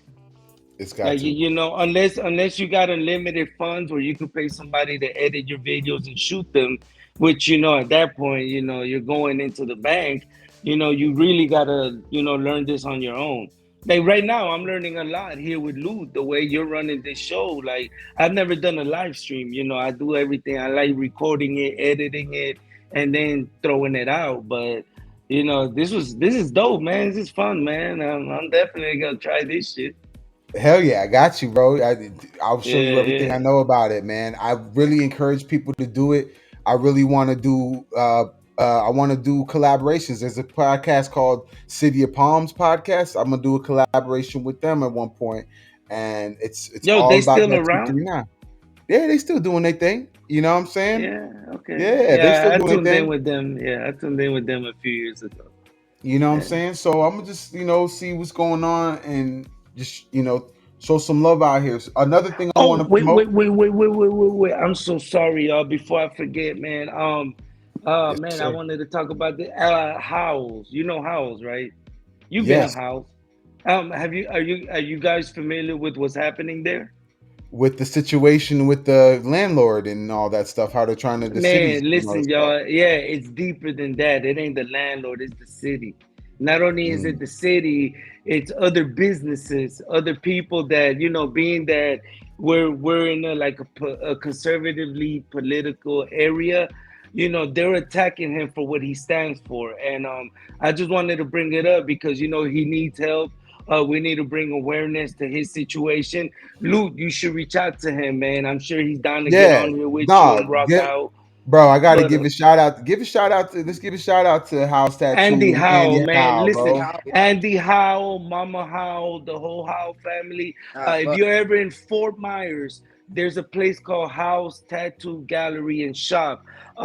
They do open mics, they do events, they do all kinds of things, all Austin, kinds of cool me things. and Lou have both fucking done shows there. Oh Yeah. yeah. Yeah, man. And not only do they do shows to add color to our community, but they're providing a platform to artists like yourselves and myself that might not have a platform anywhere else. And right now, Howells is being attacked by the political institutions in our community, and I just wanted to be, I would be remiss if I didn't mention it since we're talking Yeah. about the local Hey. scene and 239, and he's a dude that has fostered a lot of talent Yes. and a lot Andy of local Howe, artists. Tattoo and Art Gallery. Yes, sir. Shout out to Andy Howe, man. If you seeing this thing, man, we fucks with you, man. You know what I'm saying? So many people, bro, have been over there and they've been open to everybody in places that where most places we would have got turned down, they show love. So that's one of those places. I call it our CBGB, which is like Yeah, about like punk rock and everything like that. yeah, That bar where everybody got their start. I feel like that's that place. It's and that that is, it's and that that is. place. And Yo, I you really should clip wish. this, Yeah. put this up, Andy will love it, Holmes. He'll No love it, problem, man. man. No problem, man. You know what I'm saying? I usually break it down into different segments. I'll tag them or whatnot. Yeah. But yeah, man, I've had good conversations with the dude. Really, really good dude. Oh, People great. may have misconceptions or whatever, but they have misconceptions about that whole particular thing, period. And if you read deeper than what it is, it's not what everybody makes it seem. But Well, long story going full circle to everything we were talking about, perception, the way people want to, use their little position to hold other people back, and this is a perfect situation. But man, I think Andy's gonna come out of this okay, and it just goes to show that if it could happen to him, it could happen to any of us. anybody. Because come on, man, they've done so much things to help the community out here, bro. Man, listen, Andy Come on, Howell, man. if you don't know his history, he's one of the founders of Music Walk downtown. He's one of the founders of Art Walk downtown. What? See, and that's Man, y'all don't big. even know. Y'all They don't don't even even know know how it. deep And it those same is. motherfuckers that probably talking about it be going to motherfucking art walk. Ain't Listen, that it's about a those bitch? same people right now that are attacking him, man. It's some nefarious shit, dog. But I Yeah, did, man. it's been on my mind lately. I ain't gonna lie to y'all, and I would be remiss if I didn't mention it. But no doubt, shout out to Andy Howe, Mama Howe, and the whole family down there. Like, hey, we here to support y'all. Yeah, definitely Mama How too. She support the brand and everything. I think she even got some apparel too. Like she's super awesome, bro. Very welcoming and all that stuff, man. I Yeah, no always get doubt. my Pabst Blue Ribbon over there all the Hey, fucking it's that 239 shit, man. It's that like the real Fort Myers, like not these people that come in and leave, or the people leave. that come to town. You know what? I hate a mother sucker that comes here and goes, "Oh, I'm about to show y'all how to do this." Yeah, or they come over here and be like, "Let me change the furniture." No, bitch, you visiting. For You real, know you what I'm ain't saying? even gonna be here long. Yeah, motherfucker, you coming over here trying to change this furniture for your summertime that you ain't even gonna be here that long. He's like, I Bitch, don't like seeing things like this like, bro, you while I'm here couldn't for make 2 it months. in New York. You think you're gonna come down here and blow up? The fuck Yeah, out of here. motherfuckers. But Straight yeah, up. so let me get to this right here. So I want to do some more promotion before we go here. I also wanted to promote Dario the Ghost single as well. And this is actually his album or EP right EP. here. And you can find this is the Apple Music link, but you can find this on all platforms as well. I just want to let you guys know that as well. All right. So I also want to bring it back to it, man. I got my boy Mike Clappers. You know what I'm I saying? want everybody to fucking go stream Lost Boys on all platforms. Fucking a lot of different fucking flavors of fucking music out there. If you don't enjoy it, I got another album coming up in probably next month. It's gonna be called War of the Roses. It's gonna be completely different pace of things. Also got fucking a bunch of shit going on with my label, and a lot of other artists probably gonna be dropping albums too. So be on the lookout for Lost Boys Records. Follow me on Instagram, MC_go hard, because this MC goes hard, what's up? Yeah, I'll give it back to Luke. All right, man. So, like, dude, I'm really glad to have you guys up on here, man. We had a good conversation before we even started. That's why I like it flowed. This wasn't like we just tried to make some conversation. This ain't a show. This is a conversation. You feel me? This is actually beautifully crafted right here. Thank you, man. It wasn't even crafted. It was meant to happen this way. Yes, and that's sir. how we want to do it. So, guys, I just want to give you guys, I'm gonna do my quick little plug here. I got my single coming out. I got a new single called Escape Plan that's going to be coming out. And also, I want to let you guys know as well, I have a NPR Tiny Desk submission for a song called Main Squeeze. You should be able to find that right on my page, and you'll see where it goes. Hopefully, you guys might see that on the NPR thing, but either way, it's on the NPR page. Can't take it down now, baby. You know what I'm saying? So either way, you know what I mean? We're putting our chips in over here. And guys, I just want to thank you guys from the bottom of my heart, man. It's good to have you guys on there. And is there anything you want to tell anybody before we get it going out here? Don't sleep on Southwest Florida. Don't sleep on Fort Myers. On Southwest Florida, man, and keep fucking going and making that paper, bro. Wake up and fucking don't ever stop, man. Shit. And when you come down here, check in with the real ones. We got real ones down here. Don't get it misconstrued. We got some real ones down here, bro. Don't get it misconstrued. And you know what I love about this area? The thing I feel that the 239 represents, we really do represent the arts. You know what I'm saying? It's not entertainment, it's the arts. Yeah. You know what I'm saying? The entertainment's part of it, but we really do. I feel like our scene is the art scene. Some people may have a rap scene here or this. Our scene is the art scene. Is the vastness of it, and it's a vastness that can relate to so many different walks of life. Dog, ain't no money. You need to develop your talent.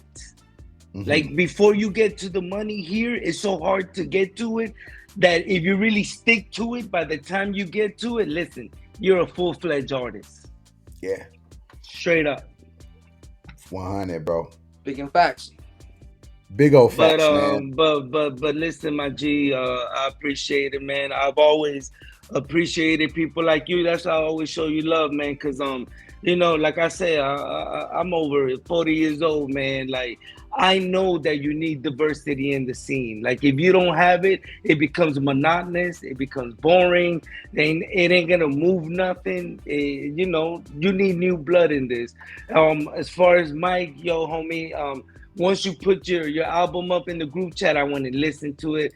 And like I said, I'm just stuck on Highway, man. I don't know, for some reason that one stuck with me, dude. The energy on it. All of know, them are like, so different, and it's made yeah, differently just so I could appeal to different people. I'm not even gonna lie. yeah.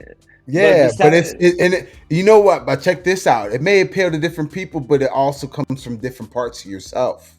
That's Yep. why I feel like Lute's the same artist. It's just I just have different aspects of myself that apply to different people. That's why when somebody tells me they like or don't like a song, I'm like, that's cool because I know someone else might see it a different way. But at the end of the day, you know, it's something that was made with the right kind of technique that someone will like it. You know? Like, art's all definitely about perspective, bro, and like that's what it is. This is all art, bro, and like people get pissed whenever be like, "Oh, I don't like that." If you don't like my shit, it's not meant. I don't care. Like, you know what I'm saying? Shit, certain songs get old to me. You know what I'm saying? It's fine. Like, I understand. They're not hurting my feelings. Right. So, guys, I'm loving this whole conversation, but I know we done been on it for a little bit. I just wanted to show y'all, you know, I just want to tell y'all guys, man, I really appreciate y'all coming out. And you know, the rest of the world, they're gonna eventually see where we're coming from with all this right here. But man, you know, from the bottom of our hearts out here, man, this is 239. This is where we at, man.